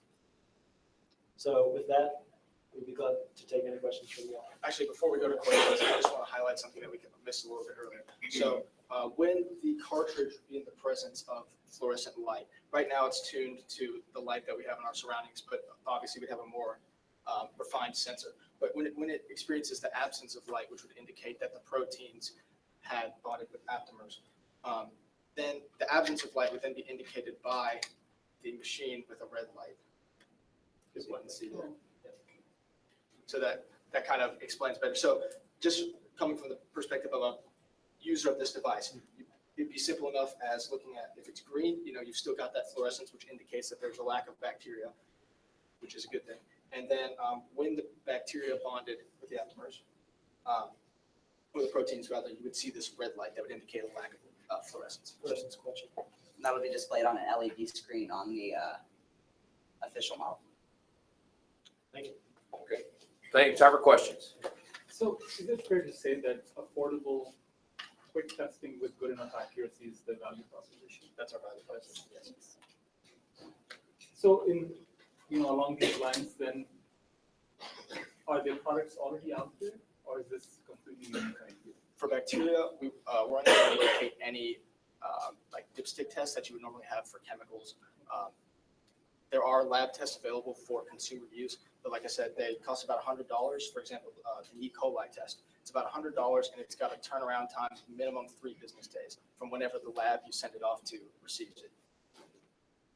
So the ideology here is not that we're trying to find an exact concentration of the bacteria, but rather that we can develop a technology where a certain ratio of the bacteria is present to the point where it is dangerous to the consumer. Oh, so there would at least be tuned to some level of concentration where, okay, ambient, yeah, it's in this Right. water, but I'm not too worried about it. You'd be able to tune this to, what, enough aptamer reaction Right. that it is dangerous? Our to theory is get out that of we water? could have enough reaction to where the light would be dimmed to a point that we could take that absence of light and infer from that enough of that bacteria was present for it to be a problem. So would I need a cartridge for Viv and a cartridge for E. coli and a cartridge for et cetera? That's the novelty of the product, is like you would buy the box system itself, but then you could separately buy the tests, and that they should be theoretically that when you use this slide, if it never comes in contact with the proteins that are belong to that bacteria, you could theoretically reuse the slide until the fluorescence dims out. The great point here is that it's capitalizing on this great move and shift that's happening in biomedical engineering and development. Aptamers and antibodies have also existed. And the fact that these aptamers and antibodies are specific to certain proteins, like you're saying, we can develop an assay with further looking into, in collaboration with entrepreneurial arms of the biomedical engineering department here and researchers here as well, those type of diagnostic cartridges that are specific to individual pathologies. Do you know if those cartridges exist right now? I'm curious whether they're stable enough. Do you have to keep them refrigerated? Can they shelf life for You'd years? have to do more research into actually how you'd be able to keep the cartridges as well as how they'd be produced. But we know the process. Yeah, a good point though is that protein denaturing could occur because aptamers are similar structure to my knowledge. What about time from using it, somebody using it and then wants to drive down the road and use it again? What kind of time constraints are there? It should be based on how long the fluorescence can last. But hopefully what we're hoping is that we have a long enough lifespan on the fluorescence to where once it's activated, you can use it for 1, 2, 3 days, and that whenever you move, say like it's not just a dunk test where you use it once and it's over. Yes. You can actually transport this device multiple times. Say you're going along a stream as a fisherman, where you can test different parts of the water at different points in time while only using one slide.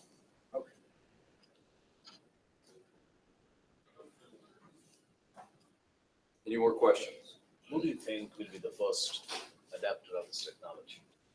We'd like to take it first to government organizations like Parks and Rec that manage areas like beaches, like down in Galveston, that would be able to use it as a way to more quickly test their waters and be able to inform beachgoers of potentially dangerous waters. Because right now they actually only test once a week, and that lab test has a 1-day turnaround. So there's a pretty high chance there for people to be able to enter waters that would be infected by bacteria that would be harmful to them, and you just wouldn't know until the next test came around. And the Coastal Conservation Association is always looking for ways to better test their water supply to make sure like fish populations that people are eating and taking out of the water are healthy to the consumer. And the great part about this device is not only for bacteria, but chemicals and a broad range of things that you can test for. So really want to expand that as we go along throughout the process. Okay, thank you very much. And the next team is the Quick Eater team.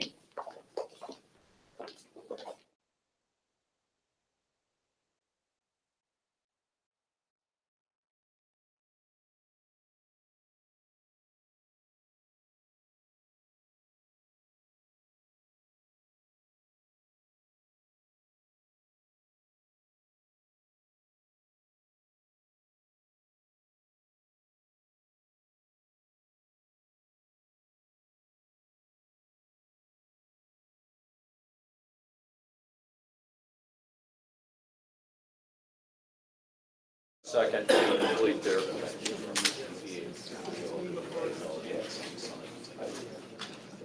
Give the judges a second to complete, but I want them to give your full attention.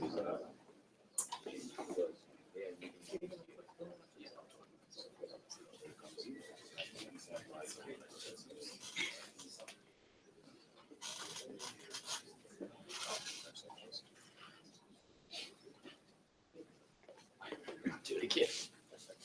All right, the judges, you all ready? Yes. Okay, let's go. Howdy, my name is Norman Patel. I'm a senior electrical engineering major. I'm Ryan Aldering, and I'm a computer engineering major. Howdy, I'm Saurabh. I'm a master's in MIS. And our product is Quick Eater. It's a weed eater replacement technology. Before I go into the slides, in case anyone doesn't know what a weed eater is, a weed eater is used to cut weed, and it has attachments. It has a spool and lines at the end. Before we start with the slides, we have a little introductory video for all of you.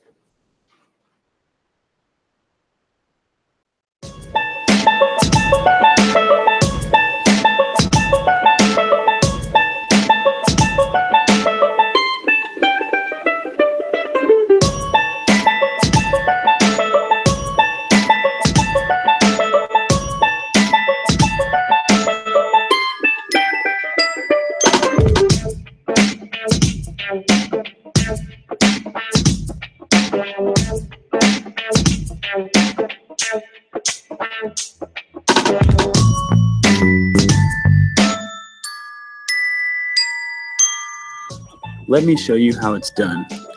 We wanted our product to be installable on all existing weed eater heads, so we designed two halves that attach to form a ring around the outside of the spinning head. We built snaps into this ring that we could attach line into. These snaps are easy to switch in and out in order to quickly change the cutting line.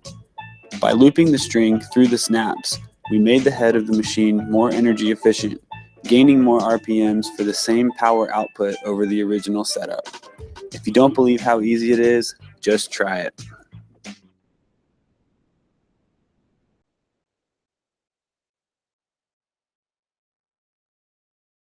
So at the moment, re-spooling a weed eater is a very time-taking and inefficient process. We wanted to reduce this time. So from the time that you have to stop working to re-spool the weed eater and then start working, it would take you approximately 10 to 15 minutes, depending upon how efficient you are. We wanted to reduce the times, so we had to create something new. As you saw in the video, that it doesn't only take a lot of time, it's a cumbersome process. And I tried it, my friend in video tried it, and if you guys want to try it, you can have a look at it.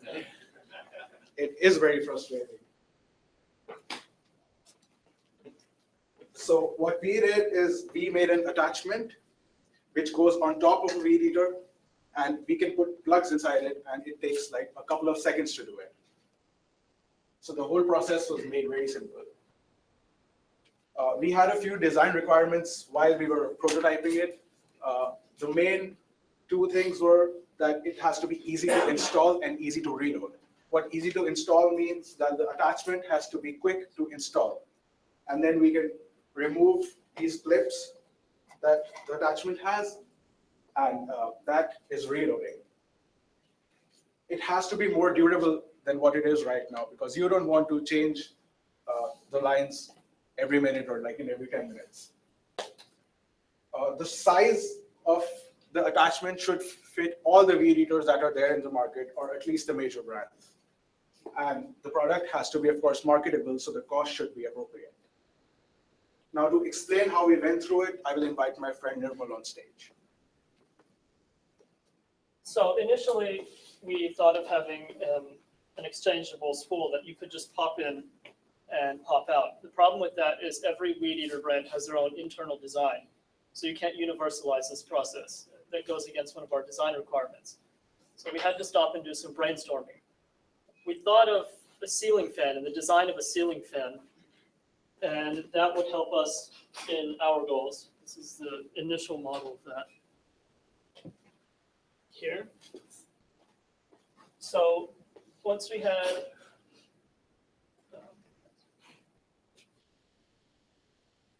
so that's our ceiling fan design here.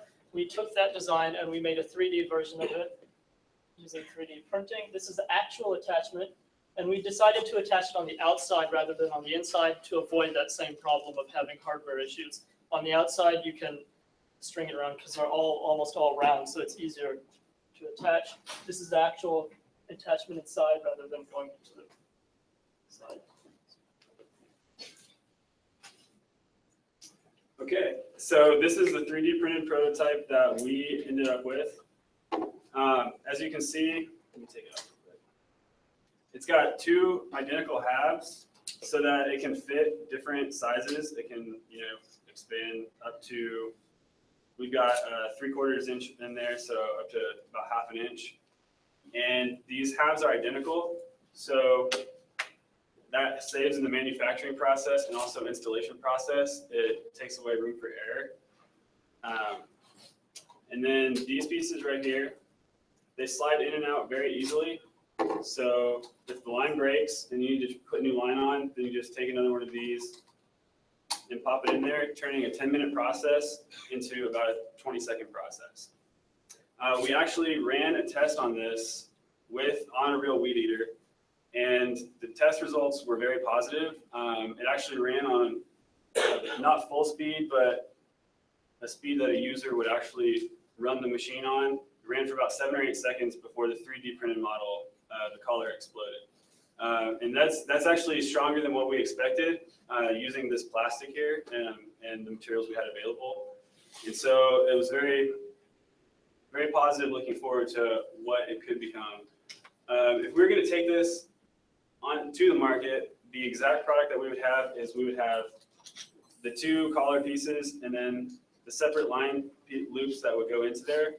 And then eventually we could have more attachments if, different strengths of line, maybe blades or something like that.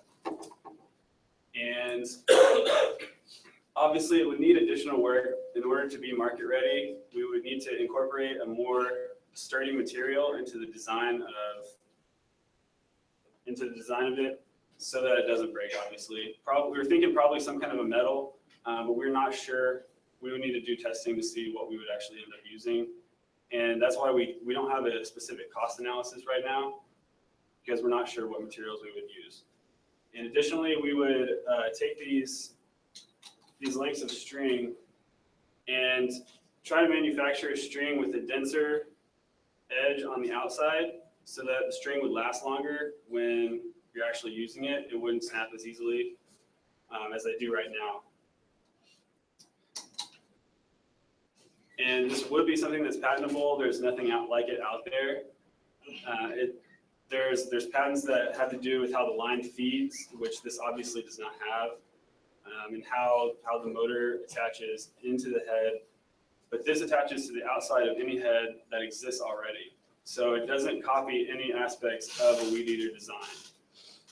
And lastly, the potential market for this would be obviously anybody with a weed eater, but primarily the yard crews who go and they do 20 and 30 yards in a week, or they go do 3 miles of a public road, the landscaping, and they're probably going through one of the 100-foot reels of line in a few days, because they have 3 or 4 weed eaters per team, and so they're having to spend a lot of time changing these lines in and out.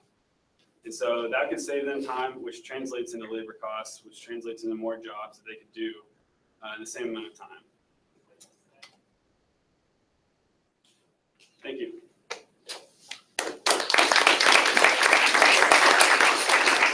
We have time for questions, judges.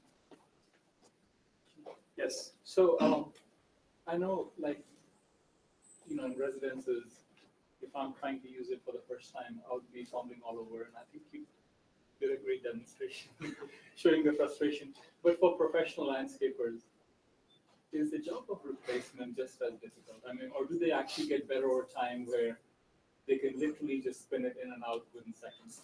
Well, it does definitely get easier over time. Like, for example, he has never used it before, and he probably would not even be able to do it with any amount of time. Well, I mean, not a knock on him. It's to get the feel for the line. There is a feel for it that you get, and I actually have a lot of experience with these. I've done my family's yard growing up, and so I've gotten pretty good at it. And it takes me probably 3 or 4 minutes if I get it right the first time. And that 3 or 4 minutes is on top of the time it takes out of when I stop where I'm at to go change the line and to come back and start again is about 10 minutes at least. So even though I can change the line faster, the amount of time away from the work is still there. And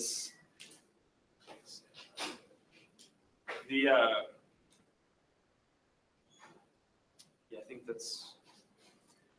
it's still about 10 minutes.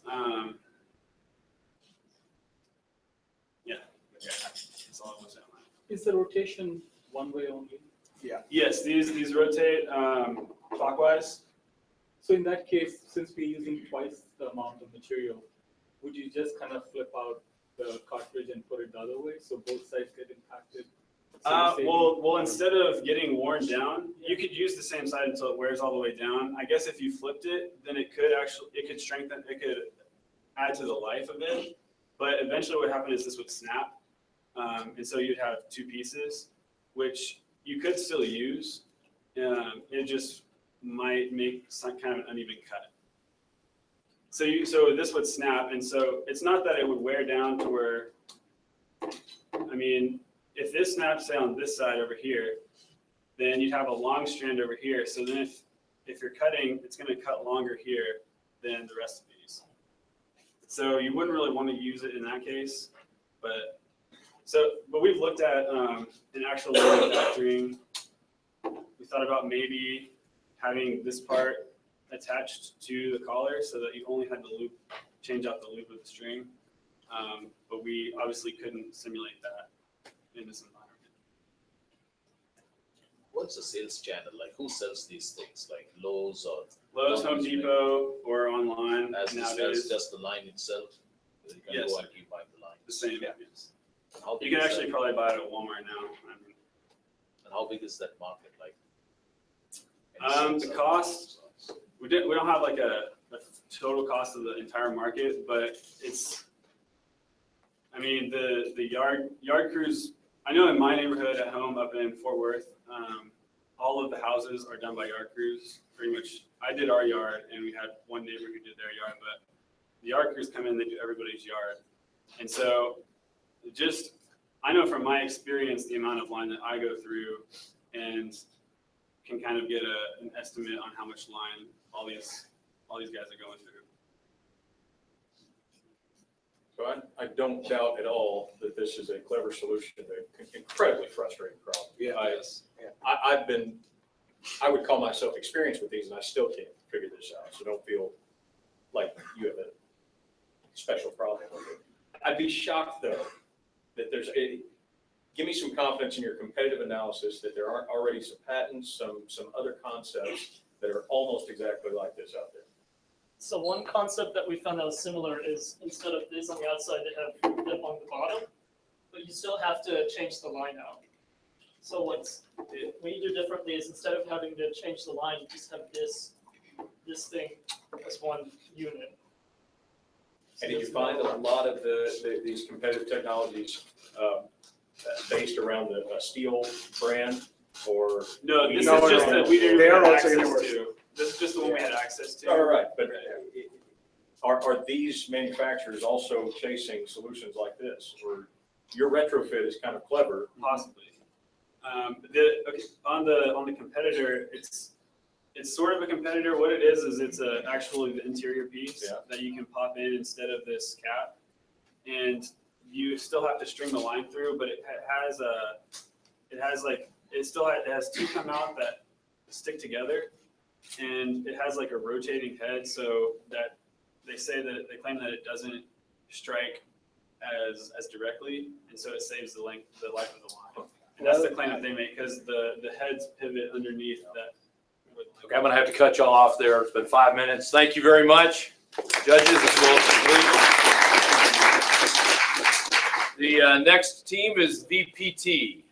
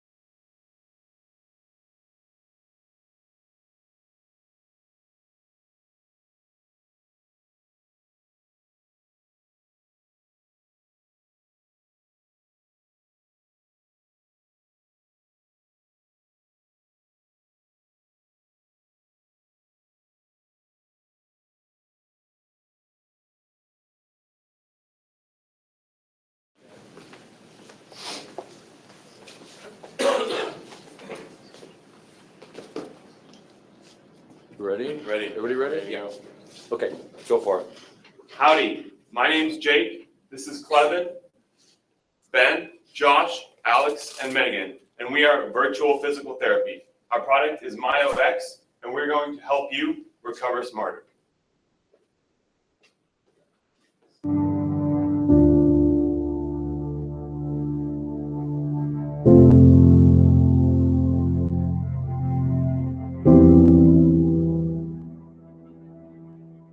How long are patients usually required to do exercises for recovery? To recover to 100%, it can be anywhere from 1 week if it's just a muscle strain to if it's after surgery, they're going to be doing it for 6 months to a year. From studies that I've heard about, only about 33% complete their home exercise program. They're going to be doing longer rehab. It could be twice as long, so it could be twice as expensive for them or for their insurance company. What if there was a way for physical therapists to monitor patients outside the clinic? A way to motivate patients to perform their home rehab routine?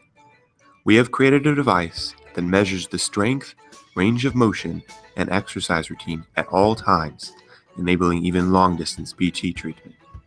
For the age of information, we give physical therapists and patients the insights and convenience to recover effectively.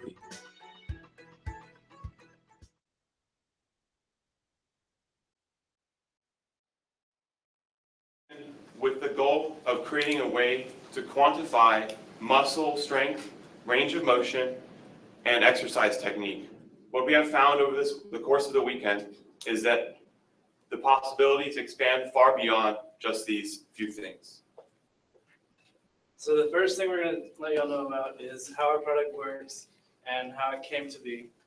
And then we're going to talk about the business side of it, like marketing costs and competitors and how they're actually potential partners. And then we're going to let y'all know our future goals, and we're going to let y'all see an awesome. Howdy, my name's Alex. I'm going to tell you how this works. So we're going to be taking 3 readings from the patient. We want to know the angle of the knee, the motion of the knee, and then the strength of the muscle. To do this, we need 3 sensors. We need a flex sensor, a gyroscope, and electrodes. The flex sensor and the gyroscope work similarly by changing the resistance based on movement, and then the Arduino picks that up as changes in voltage. The electrode senses will be placed on the muscle, senses the current through the muscle, and that's read into the Arduino. Next, I have a system block diagram. In yellow, you see the 3 different readings.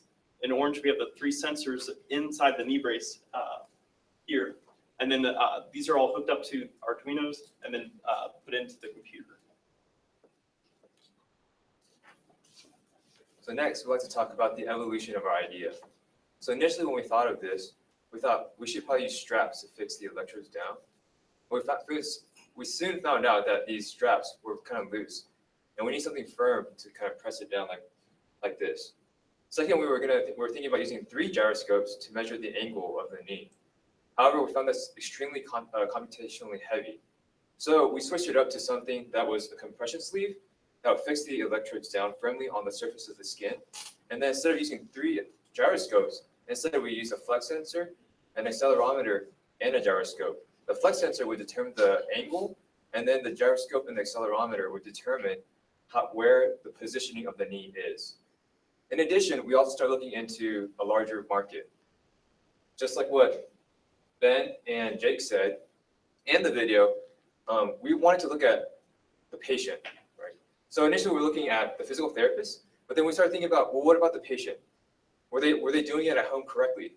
Were they even doing it at all? This way, with this device, the physical therapist will be able to monitor them even outside of the clinic. So a little bit of cost breakdown. Right here you see we're using 3 Arduino Unos, but this could all be done on 1 Arduino Mega. We just did this because it's easier to work on 3 sensors at once instead of 1 person working on 3, 1 at a time. We need wires and different sensors to connect this all up. In total, this is about $124, slightly more than 1 physical therapy session. And with more mass production, this cost could easily be seen lower than $50. Howdy, my name is Megan. You may be wondering who will buy our product. Every year, over 200,000 ACL injuries occur in the US alone. Additionally, from the year 2000 to 2010, the number of knee reconstruction surgeries needed in the US has more than doubled to more than 700,000 per year. Statistically speaking, only about a third of these patients actually perform their rehabilitation exercises. All of these patients, plus all of the patients from other surgeries that require physical therapy and their doctors, are our potential clients. In researching potential competitors, we noticed that some of them had similar products to our MyoX, particularly Ophthalmic Labs, that has invented a gesture control band called Myo that uses an electromyogram and a gyroscope to just do gesture controls. So why are we unconcerned about companies like this who have very similar products? Well, we see these companies as potential partners. So we can use the improved sensors from Ophthalmic Labs and the improved flex sensors from companies like Bend Labs to implement better ways of doing accuracy and precision, also adapting it to other places on the body like different muscle groups and different joints. So our short-term goals for this device would be to enable wireless connectivity, preferably through Bluetooth, through each of our sensors, and then use an app to interface with the patient. We would use the EMG, which would monitor the health and the strength of the muscle, and then the gyroscope accelerometer, along with the flex sensor, would measure the agility and the progress of the exercise, along with monitor the technique of the exercise that they're doing. In this app, we could also include an exercise log so that the patient could have the exercises they need to be doing, along with like the data from all that. And for the long-term goals, we would like to enable connectivity with our physical therapists so that they could not only monitor the patient quantitatively in the clinic, but also so that they could monitor them at home or anywhere else in the world. Okay, so now we're going to go into the demo. So we have here hooked up electromyogram. I'll show you in a minute, but in electromyogram, you have a positive lead and a negative lead, and then you have a reference node. And on the back, I have my flex sensor, which tells me the angle. In the front right here, I have my gyroscope, which tells me, and accelerometer, which tells me how I'm moving my leg. So now I'm standing, and I'll do a couple of physical therapy exercises they ask. So one is basically just flexing the quad. So as you can see the signal coming out. Now I'll do a squat, and you can see right there it's bending. And then I'll do something a little bit more difficult, like a pistol squat, which I'll try. So you do this, and it just goes crazy. And you can also see the positioning of the phantom leg. And on the bottom is just a description of the angle. In conclusion, the MyoX will provide real-time data on exercise technique, range of motion, and muscle strength. We will empower therapists and their patients to monitor their data in real time and master their recovery process. Thank you, and we'll take any questions now.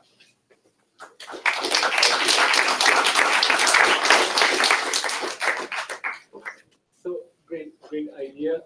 I'm wondering, in a software that you put together, is there a reference so the patient knows that they're doing it correctly?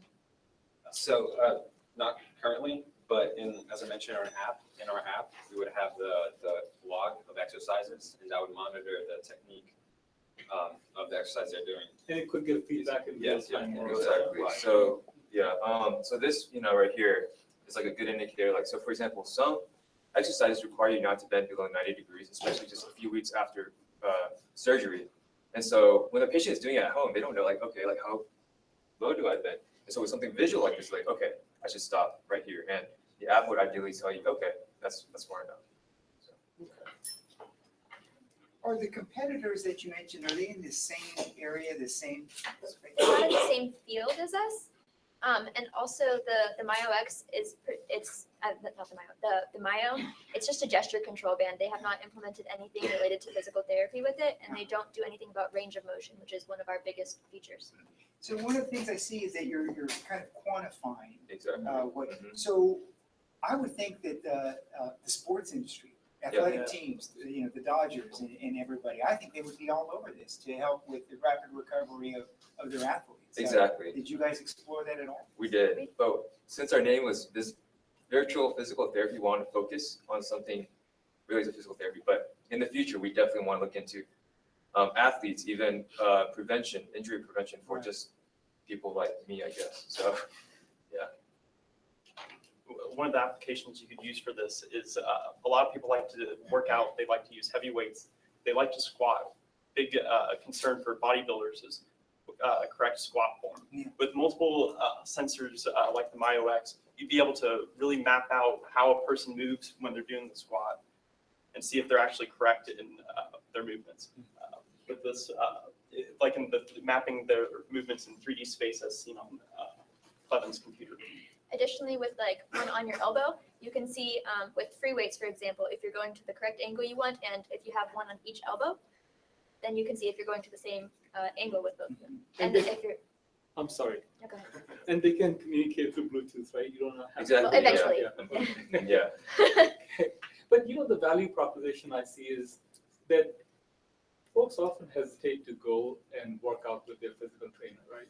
Mm-hmm. And here they can actually recuperate, sign up for part of the exercise and heal themselves up and get real-time feedback while they're at it, right? Exactly. So, And one thing we want to focus on, we don't want to cut the physical trainer out of this completely, because they're definitely very important. But there's also that customer that can't necessarily afford going to a physical trainer. It's $100 a session, approximately that can get expensive really quickly. And so some people they have the surgery done because they need it, and they may not. But with this, they could get at least some sort of physical therapy done. in addition, I mean, in College Station, it's a relatively small town, but what if you live in Houston? If we're to travel to, say, your physical therapist, it takes you 30 minutes. And if you encounter traffic, that's an hour. Well, instead, you can just stay at home. The physical therapist can be looking at you just through your phone, and then they can be seeing all this data and saying, okay, maybe flex your quads a little bit more for this exercise, or bend a little deeper. So those are also some of the potential uses for this. What is the uniqueness? Because you can do all of these things independently now, acquire the data, create all these biomechanical designs and all these things. What's the uniqueness of the platform that you're offering? Is it a service or is it a product? What is your thought process with this? Like when you combine all of these pieces, you're getting a data, you're creating a standard, a logbook of how all of this should look like. I'm just trying to understand, you do all of these things in each of an isolated fashion. Like, are you putting together a service or a product? Have you done some patent search on these things? Because there's a lot of stuff which all these things you can do with the virtual reality stuff, Google Bond and all those things. So it's not a question, I'm just trying to throw a statement out that you have to look into that is the value that comes out of this, how you market it. Thank you. I got about 20 seconds. I believe the real value from this product is mapping the movements of the exercises, and then through the myogram is seeing how the muscle strengthens and how it improves over time. So that's really the service gains value from mapping the exercises. But thank you for your suggestions. Okay, thank you very much. The next team is Chlo.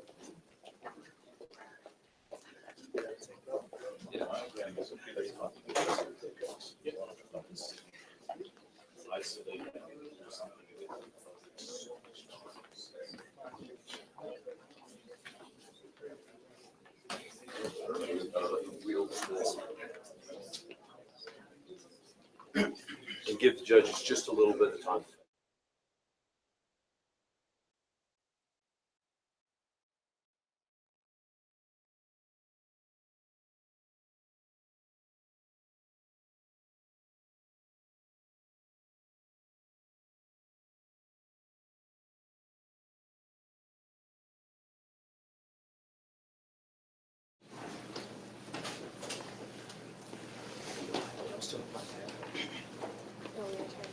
Oh, you did? Hi everyone, we're Team Chlo. My name is Lindsay and this is our team. I am Pranav. I am Emin. Wasi. Arslan. Justin. And we're first going to start with a video to show you what we're all about.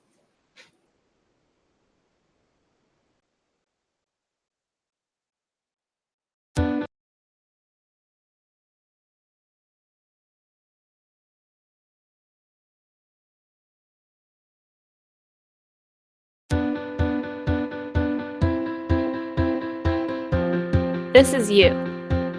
You're walking downtown when you spot that one shirt you can totally picture in your wardrobe. You go online and try to find it, but where do you begin? What do you search? With no luck finding the shirt online, you hit the stores. Store after store after store, and still no luck. You're frustrated and ready to just give up. But then you hear about Chlo. Chlo is a mobile app utilizing photo recognition technology to identify those unknown apparel items. So users can simply snap a picture of that trendy outfit, zoom in on the specific item, and let Chlo do the work. Chlo will retrieve similar apparel items from various stores, redirecting you to that specific store site, so you can then buy it online or in the store nearest you. Ultimately, saving you time and that hard-earned money, all while getting you just the right look. So next time, if you don't know it, Chlo it.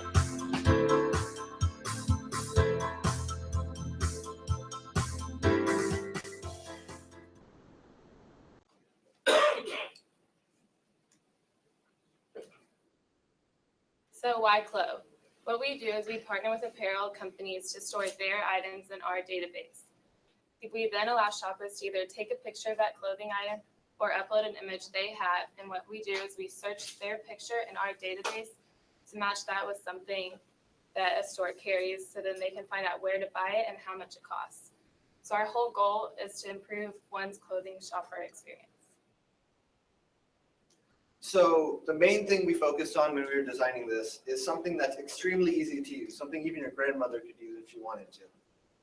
And the way we initially thought about this is that we'll use native applications, an app on iOS, an app on Android, we'll even make a Windows app. But as you guys can obviously tell, that stuff builds up. So we decided to take a new route that a lot of companies aren't taking these days, which is the web application.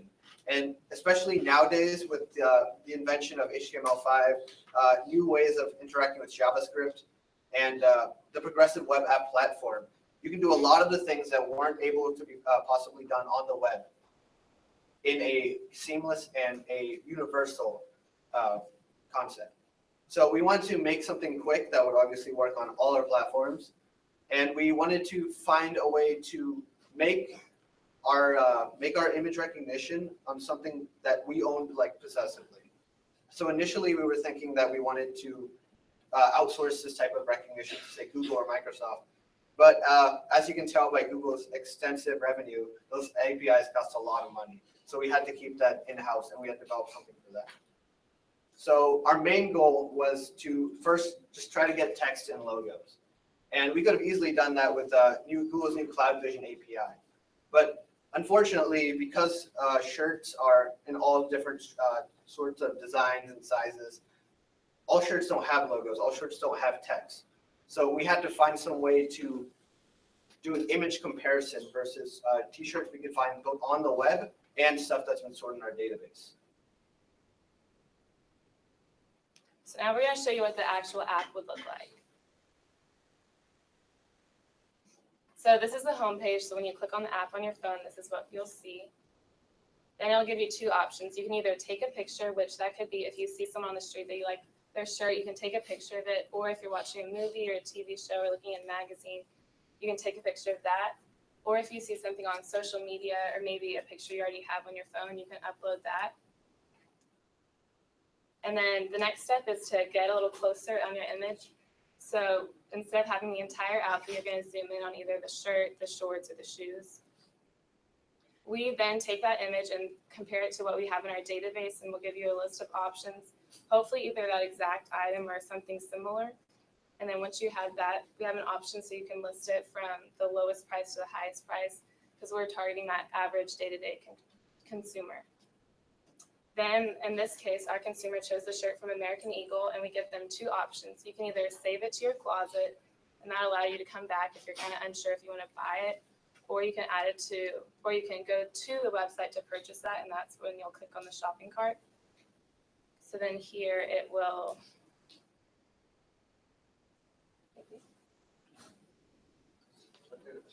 redirect you to American Eagle where you can actually buy that shirt that you were looking for.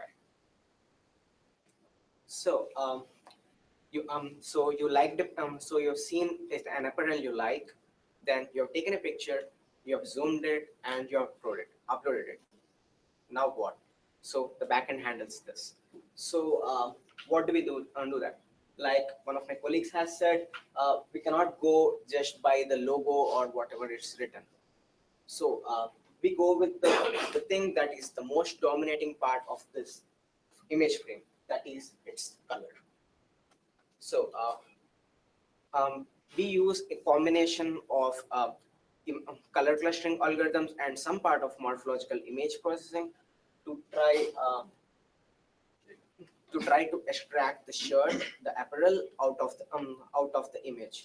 So these are like the, these are like the oh I'm sorry these are like the three the three samples we have worked on with this.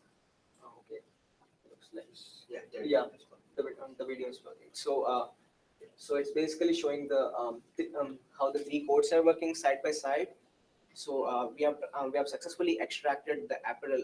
Right now we are only concentrating on the shirt right now. So these are our first Chlo users. So the first one is Purvit. So we have taken a picture of him. We have applied and extracted his shirt. Then there was Andrew. We did the same. So the next step is to try to extract the features out of it using machine learning and pattern recognition aspects, and use Google API or our own homegrown our own code to next search for the image in our database. Okay, so you guys may be wondering just exactly how we're going to generate revenue. Well, the thing we're going to do is to give priority to the sponsors or collaborators that kind of like collaborate with our company, so that we can actually give priority to them in our database. So that way, when the users actually use the app, they're able to get results first pulled out from the database from the sponsors. And also, there's going to be a lot of collaboration and long-term relationship with business partners. For example, there's like Macy, which offers a lot of clothing options. And also, we're also going to do the standard pay-per-click, which is going to be implemented like store-wide. And it's going to give like a lot of revenue, especially when there's like a huge volume. And also, there's going to pay advertisement, especially when the company actually wants to showcase your product, like maybe in the banner, in the front page or something like that. And that'll be the revenue generation mechanism. Okay, so the market analysis part, you may be wondering just exactly how much market potential this app is going to have. Well, to actually try to put it in perspective, Groupon and Expedia actually had the same business model as we do, in terms of the fact that we actually allow companies to operate their business on their website, so that way they can reach out to more customers.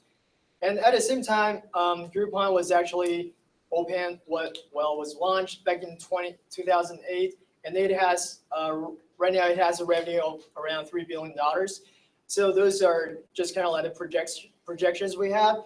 And also at the same time, we may be wondering, okay, so what's going to happen? So we already have products with the same business model. So what is the point of having that? Well, the fact is we are using a lot of cutting edge technology, for example, computer vision, as well as some machine learning algorithm, which actually helps to optimize the search engine. Well, to optimize the search. So in that case, we are able to give the customers exactly what they want, instead of trying to manually tap in the search box what they want, maybe like a shirt or something. Yes, so those are actually the things that we are focusing on. So again, to summarize, if you find an outfit you like, Chlo it, and we'll find the one for you for a cheaper price.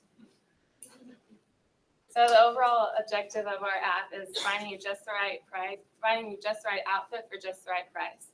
So if you don't know it, Chlo it.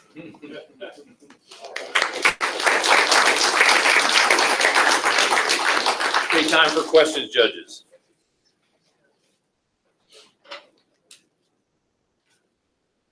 I've come across apps which do these kind of things, like take a picture of clothing and send it out. So what's the uniqueness here? Because it's a very tough business. You're your business model is commissions from all of these. Like we are kind of sending someone to any of these websites and they're buying and you're getting a part of the revenue. What is the uniqueness here? Because there are sites which take pictures and do it. It's dresses. I see like you have a Grammy or something. Someone wants to buy the dress, they can search it and they can order it. So the main thing that we offer that other companies don't is when we looked at direct competitors who offer a service similar to ours, where they take a picture and they get a large catalog of different retailers who give this type of product that they're looking for. There's only one competitor, and that competitor is in the United Kingdom. So this is obviously a ginormous market because the United States is one of the largest buyers of apparel and clothing in general. And the market of the United Kingdom is much different from what we can focus on in the United States. And obviously, while there are I know a lot of apparel companies have their own online service where you can put in an image and they'll try to find something from their catalog. But the whole idea behind this is that you're trying to find something across the entire internet, because that's the whole point of capitalism, where you can look across the entire market. You're not subset to whatever just one producer is making. And another great thing about our application is it has a lot of potential to expand. Not only can we take a picture and you find you an outfit, but why not, let's say, expand on that and say that you store those images and that you mix and match outfits. Now you know what you want and where you can have it. So that, in essence, pushes the user to continue to use that app and continue to earn us revenue. Okay, so I've like Saurabh, I've seen certain sites where you can put something in and they try to match to their catalog. Are you saying your matching software, your back end is unique, it's different? This is something you created? Yes. We made it using C++ and OpenCV, and it was kind of amazing. I didn't expect us to have such accurate t-shirt representation results, but one of our members is a graduate student, and he does image recognition as one of his thesis topics, so it happened to correlate very well. Hey, can you tell me something that failed in that process? Yeah, first what I've thought is, okay, I thought to try getting the edges and see what I can do about it. So yeah, I spent 4 hours and I came out with nothing. So then I thought, okay, let's not focus about all of the data, but let's try to look at something that's simpler, something like color, which is really dominant over the entire area. So I used the clustered analysis, separated out the colors. So since we have basically took out a window where the most of it is basically the shirt. So it was easier to do that. So all we had to do was morphological image processing after that, after getting all of the corrected components. And we understood the restraints for that. So that's why we added the zooming in, so they could eliminate more of that background color and noise and focus on that image. And not only can you upload, but you can actually take a live picture from wherever you are, and which you can actually mess with that, and they demonstrated that. And it So there's one thing that's missing, though. When I think of clothing and apparel, there's color, there's cut and style, and fabric. How does your software capture fabric, whether it's silk or linen or cotton? That's something that's missing. Right now, it does not, because just from a picture, it's not possible right No, now it's not. to say about this kind of stuff. So right now we are only looking at design and color aspect. But when somebody wants something, they want that shirt. They want that linen shirt, not the same color and cut in cotton. So I think that you might consider adding that feature somehow. One way I think we could tackle that issue is via web scraping and how we're going to receive our data, because we could, in essence, tell them, or categorize, hey, this is cotton, this is that. But I didn't see that. Yes, That's my point. That'd be a future vision. And since we are getting multiple results from as outputs, we can put things like the price and also what kind of fabric this is. So these things can actually turn up in search results. Okay, thank you very much. And the final team this evening is Snapdesk.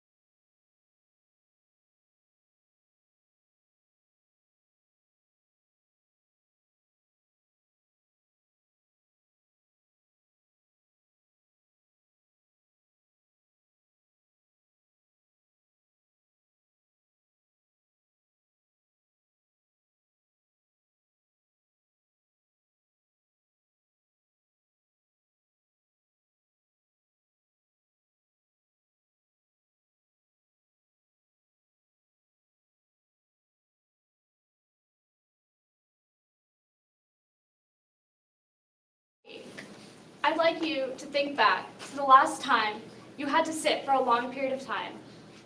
You begin to feel uncomfortable, and you start to lose focus. Now imagine you're a child. You're trying to get your education, and you're sitting on the floor. You're hunched over trying to take notes, and it's difficult to pay attention to what the teacher's saying. For millions of children across the globe, this is a reality, but with a Snap Desk, they can have a desk that makes learning conditions much better.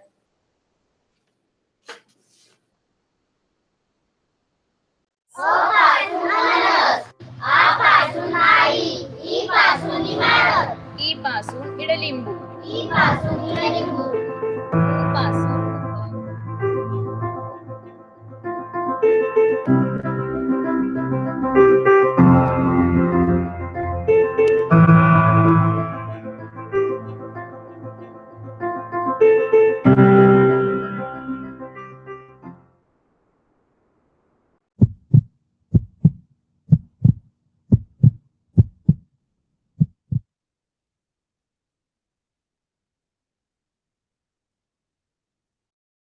The Snap Desk is a backpack that transforms into a desk and a chair. This provides an easy and portable solution for children in developing countries who do not have desks to work on or chairs to sit in while studying for school or attending school.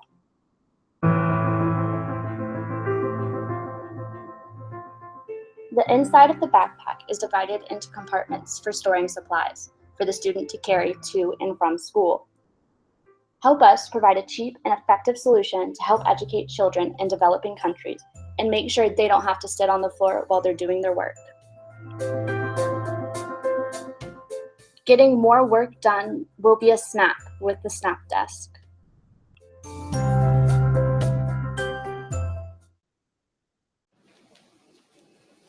So Snap Desk is a very diverse team, and we come from all different majors. And over the past 48 hours, we've successfully tackled the challenge of providing children in developing countries with a portable and easy-to-use desk.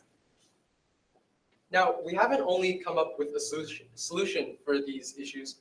We have developed a model where we can actually earn revenue from it. It would make sense for investors, and we would follow the one-for-one business plan similar to the Tom shoes.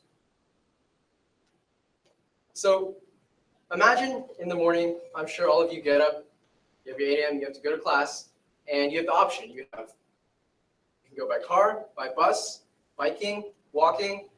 Now imagine you're 6 to 12 years old, you know these options. You have to carry your bags to school, and you have to go, imagine length of Kyle Field, but you have to go this length 22 times, there and back. So obviously you can imagine this would cause a lot of medical issues, and not only do they have to travel these great lengths, once they're there, they don't have the sufficient furniture or the funds to have a proper educational environment. Obviously, once you get there, you're hunched over, you don't have a proper desk, you don't have air conditioning, you don't have proper lighting. It causes a lot of long-term and short-term medical effects. So I know what you're thinking. How the heck do we get something light enough for a child to carry, but strong enough for them to sit on? Our requirements were to have it be cheap, be durable, and be light. And you don't often get all three of those things in the same package. So that was the engineering challenge we had. And the solution we came up with, spray styrofoam with a fiber reinforced polyurethane coating. And that basically gives styrofoam the tensile strength of a oak beam. So we got a product that uses the same manufacturing process as a styrofoam cooler. So if you can buy a cooler at Walmart, you can afford to donate or buy a product for a kid in India. And it would weigh about the same as taking your styrofoam cooler and putting a cotton t-shirt in it. You could hold that up, that's how much it would weigh. And so it's as strong as a tree and light as a feather. So what is the technical evidence we have to meet the requirements? Of course, it has to be portable. So the weight of the model we got is under 3 pounds. It has to be cost effective. So obviously, for you're donating it to people in India or other places in the world, let's say under $10. And in our case, it's $7.5. It has to be durable. The load capacity for the desk has to withstand some sort of weight to be able to study on it.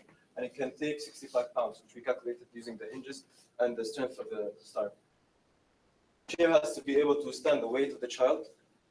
And with the tensile strength we have, it can take 300 pounds. All right? It has to be user-friendly because the kids have to know how to operate it easily. So it's operable by ages 5+ easily. And it has to be comfortable, so we chose a surface roughness for the desk that's under 0.5 micrometers, which is pretty smooth. All right, so now that you guys know about our product and how it works, I just want to have a review on our design process, how we came about it. So we went through the stage of brainstorming and contributed a solution. So we came up with 3 solutions that the team finalizes on. One was the snap bracelet type of backpack that rolls open and rolls closed. We had a briefcase type of backpack that you can store your book in and you can open up into a chair.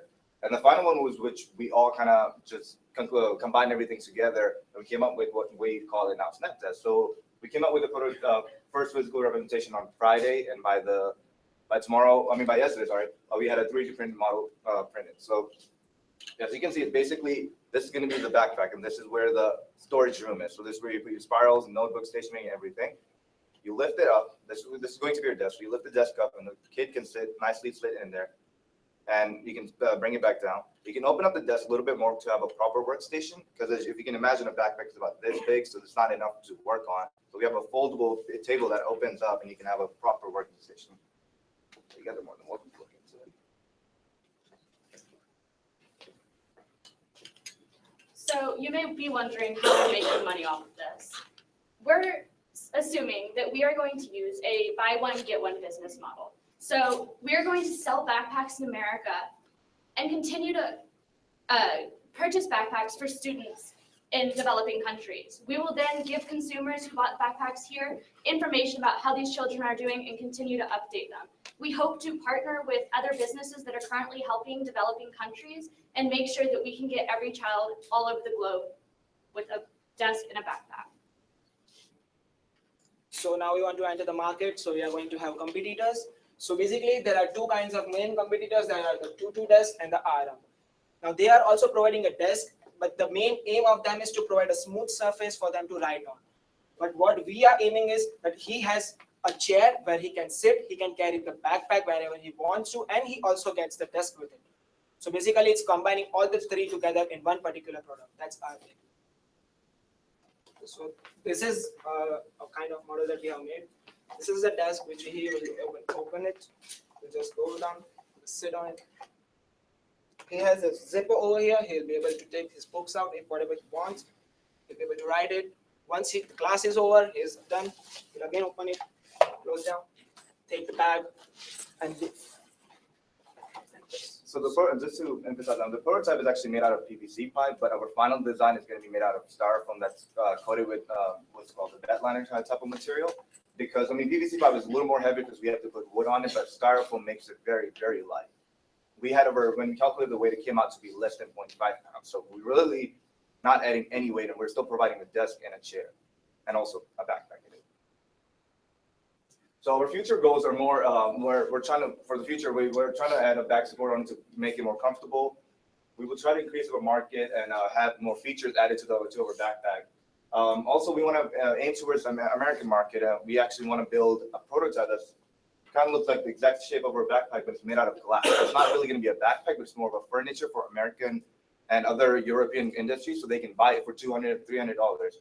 And the revenue that we're going to generate from that is going to be a full 100% donation towards a developing nation, and we can provide them with styrofoam backpacks that they can carry around. My name is Mohammed An. My name is Purvit Soni. My name is Omar Dole. My name is John Rickert. My name is Gabriel Wayne. My name is Allison Corner. And we're Snap Desk. We're here to improve their education today so they can improve the world tomorrow. Thank you very much. And now we're open for questions.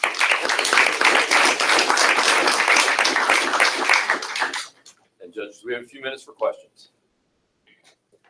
How do you typically manufacture these things? Like, who does these manufacturing? How does it impact the cost? So I can't give you too much detail because I didn't have a lot of time to research this. but I believe the way these products are made is there's a mold, and they pour a bunch of plastic pellets into the mold, and then basically compress the pellets. And it's the exact same manufacturing process you would use to make a styrofoam cooler that you buy at Walmart. Those are typically about $6. So, you know, you can imagine they're selling those at profit. So the cost of the styrofoam cooler to them is much, much lower than that. Just to give you kind of a ballpark estimate of how much it would cost to manufacture this, it would be the same as a styrofoam cooler. And the strength you talked about is using one of these off-the-shelf spray coating. Right. So that's what the video was. Right. So do you know what bed liner is? It's the same exact chemical. And so it increases the tensile strength on the outer edge of the styrofoam. Styrofoam is strong in compression, but it's weak in tension. So if you spray this resin on the outside, it solves a problem, and you basically have a miracle material. Yeah, I could also add to that. I mean, we did some research on specific sprays. We found one called Styrospray 1000, which takes the tensile strength of the styrofoam from 20, around the 20 psi to 2,200 psi after it's cured. And the application for this is specifically for foams. So, I mean, the properties, the mechanical properties we're talking about are very well feasible.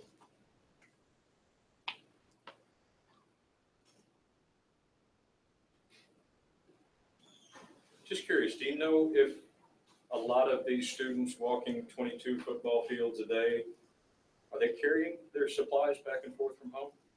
Or are they leaving them at the school? Yeah, they do carry their supplies from home or all the way to there. And a lot of these schools have the fundings to even have a desk and a chair. And that was a problem statement that we had accomplished. It was basically they don't have desk and chair in school or home. So we provided with a portable desk and chair where they can take it home, school, back and forth, and still have the backpack with them. So, and the weight that we're really adding is 0.5 pound.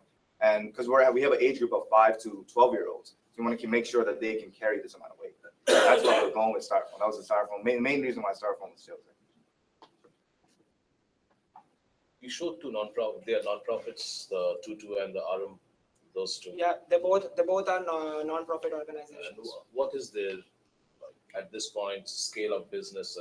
How this concept is being adapted in different countries? Tutu Desk has its website where it has an option to people if they want to donate towards them. So they have like right now around 150,000 donations. So specifically, it is used only in Africa. They have some of the target countries wherein the students are having this particular problem. And Aram was initiated in India, and it was made from the pizza box. But both the things, it's just providing a surface where you can write it. Still, they need to. How many of them? Like, do you know how many Aram boxes have been distributed, or No. how many schools have signed up? Just to kind of scale up the deployment of these solutions. A lot of these products are actually just mostly based on donation basis. So they give to schools and all, like whatever they can find, they can provide away. We don't have a specific number as of now because we did have 48 hours. So we wanted to focus mainly on the researching of a product, how we can improve that. So, but we did find our competitors, but none of them actually come anywhere close to the product we're providing because we have a desk and a chair and one product versus they have just a flat surface to write on, which really is not solving any problem.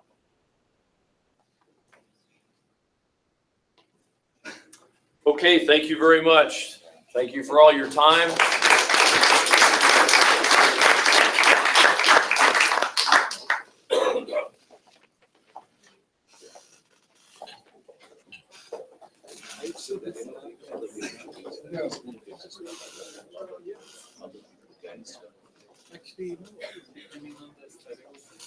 All right, that's the final presentation for this evening. The judges and I are going to go back to the room. It'll take us about 5 to 10 minutes. We will be back. We'll announce the first place, second place, and third place team. I want to remind you again that everyone has the opportunity to continue to developing their products, and we'll support you here. I also think there's a couple of other announcements that we'll make at the award time. Now might be a good time to continue to turn in material if you have material available. And if you see trash around, help us clean that up, and we'll be back in just a few minutes.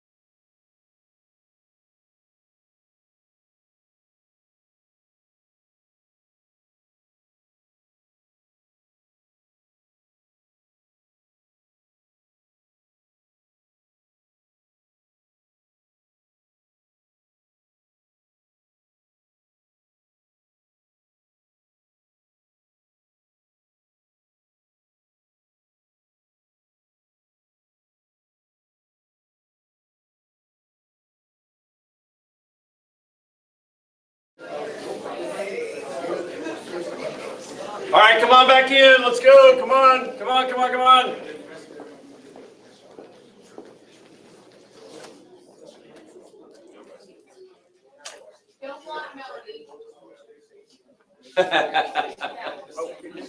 Let me announce 3DS if I can. Oh, yeah, yeah. All right, let's get everybody in. I can't hear you. Oh, yeah. Okay, is everybody back here? All right, thank you very much again. Outstanding presentations by all of you.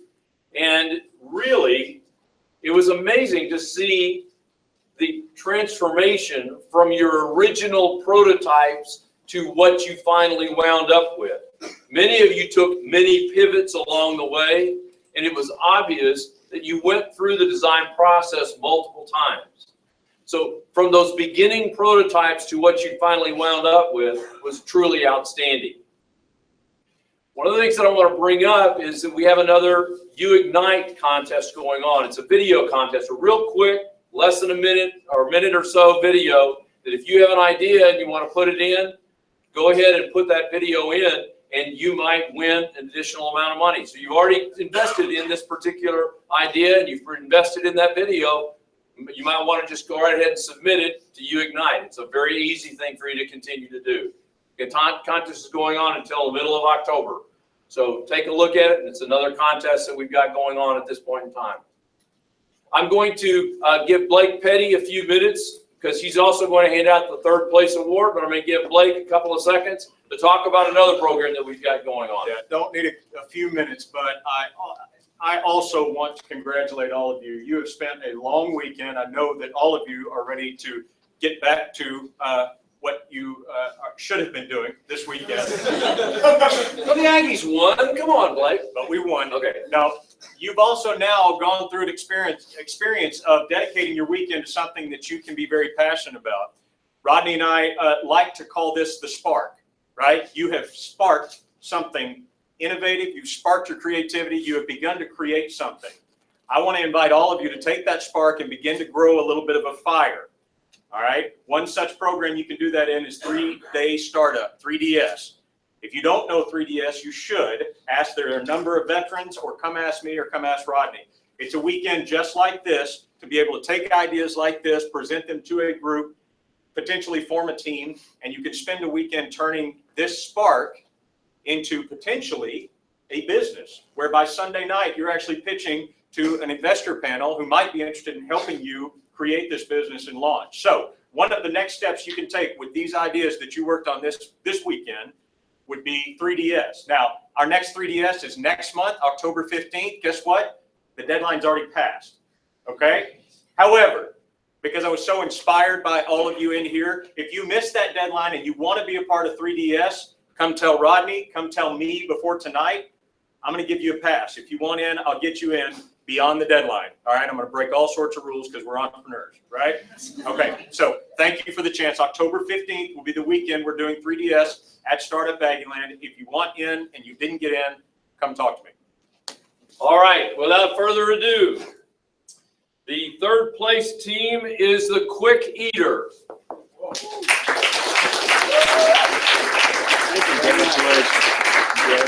Thank you. Love the Aggies. Where do you want to? Marketing. Come on, you're from the business school. Make sure We're you going to do can some marketing see here. everything.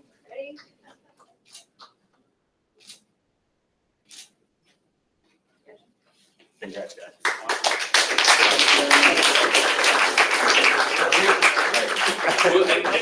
Wait, I need my checks back after this. They're not cashable, but I need my checks back. You can take pictures. You can take pictures later. All right, thank you very much. All right, the second place team is Hex Support.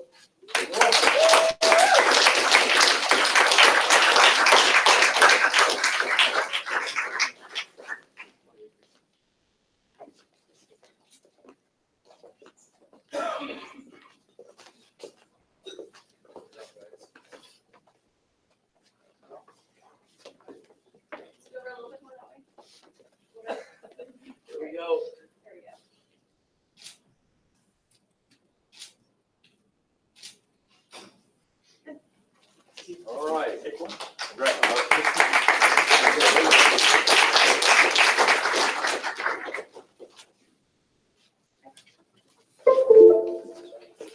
Right, and the first place team for the Bring Your Own Idea Aggies Invent is Snapdesk.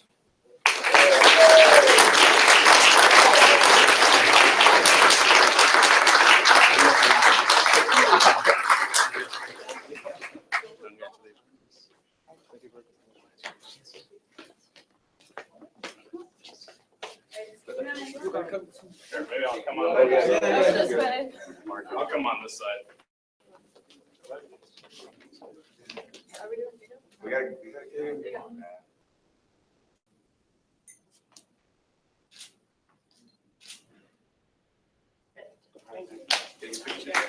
Okay.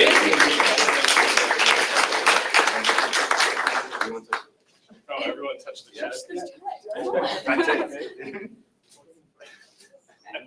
All right, everybody come up here real quick. We're gonna take a real quick group shot, and then we'll have you out of here and back to your homework.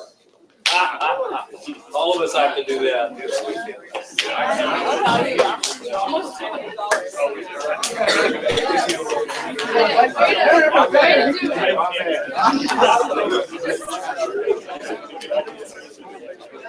All right, everybody kind of gather together. Make sure you can see Melanie. Let's go.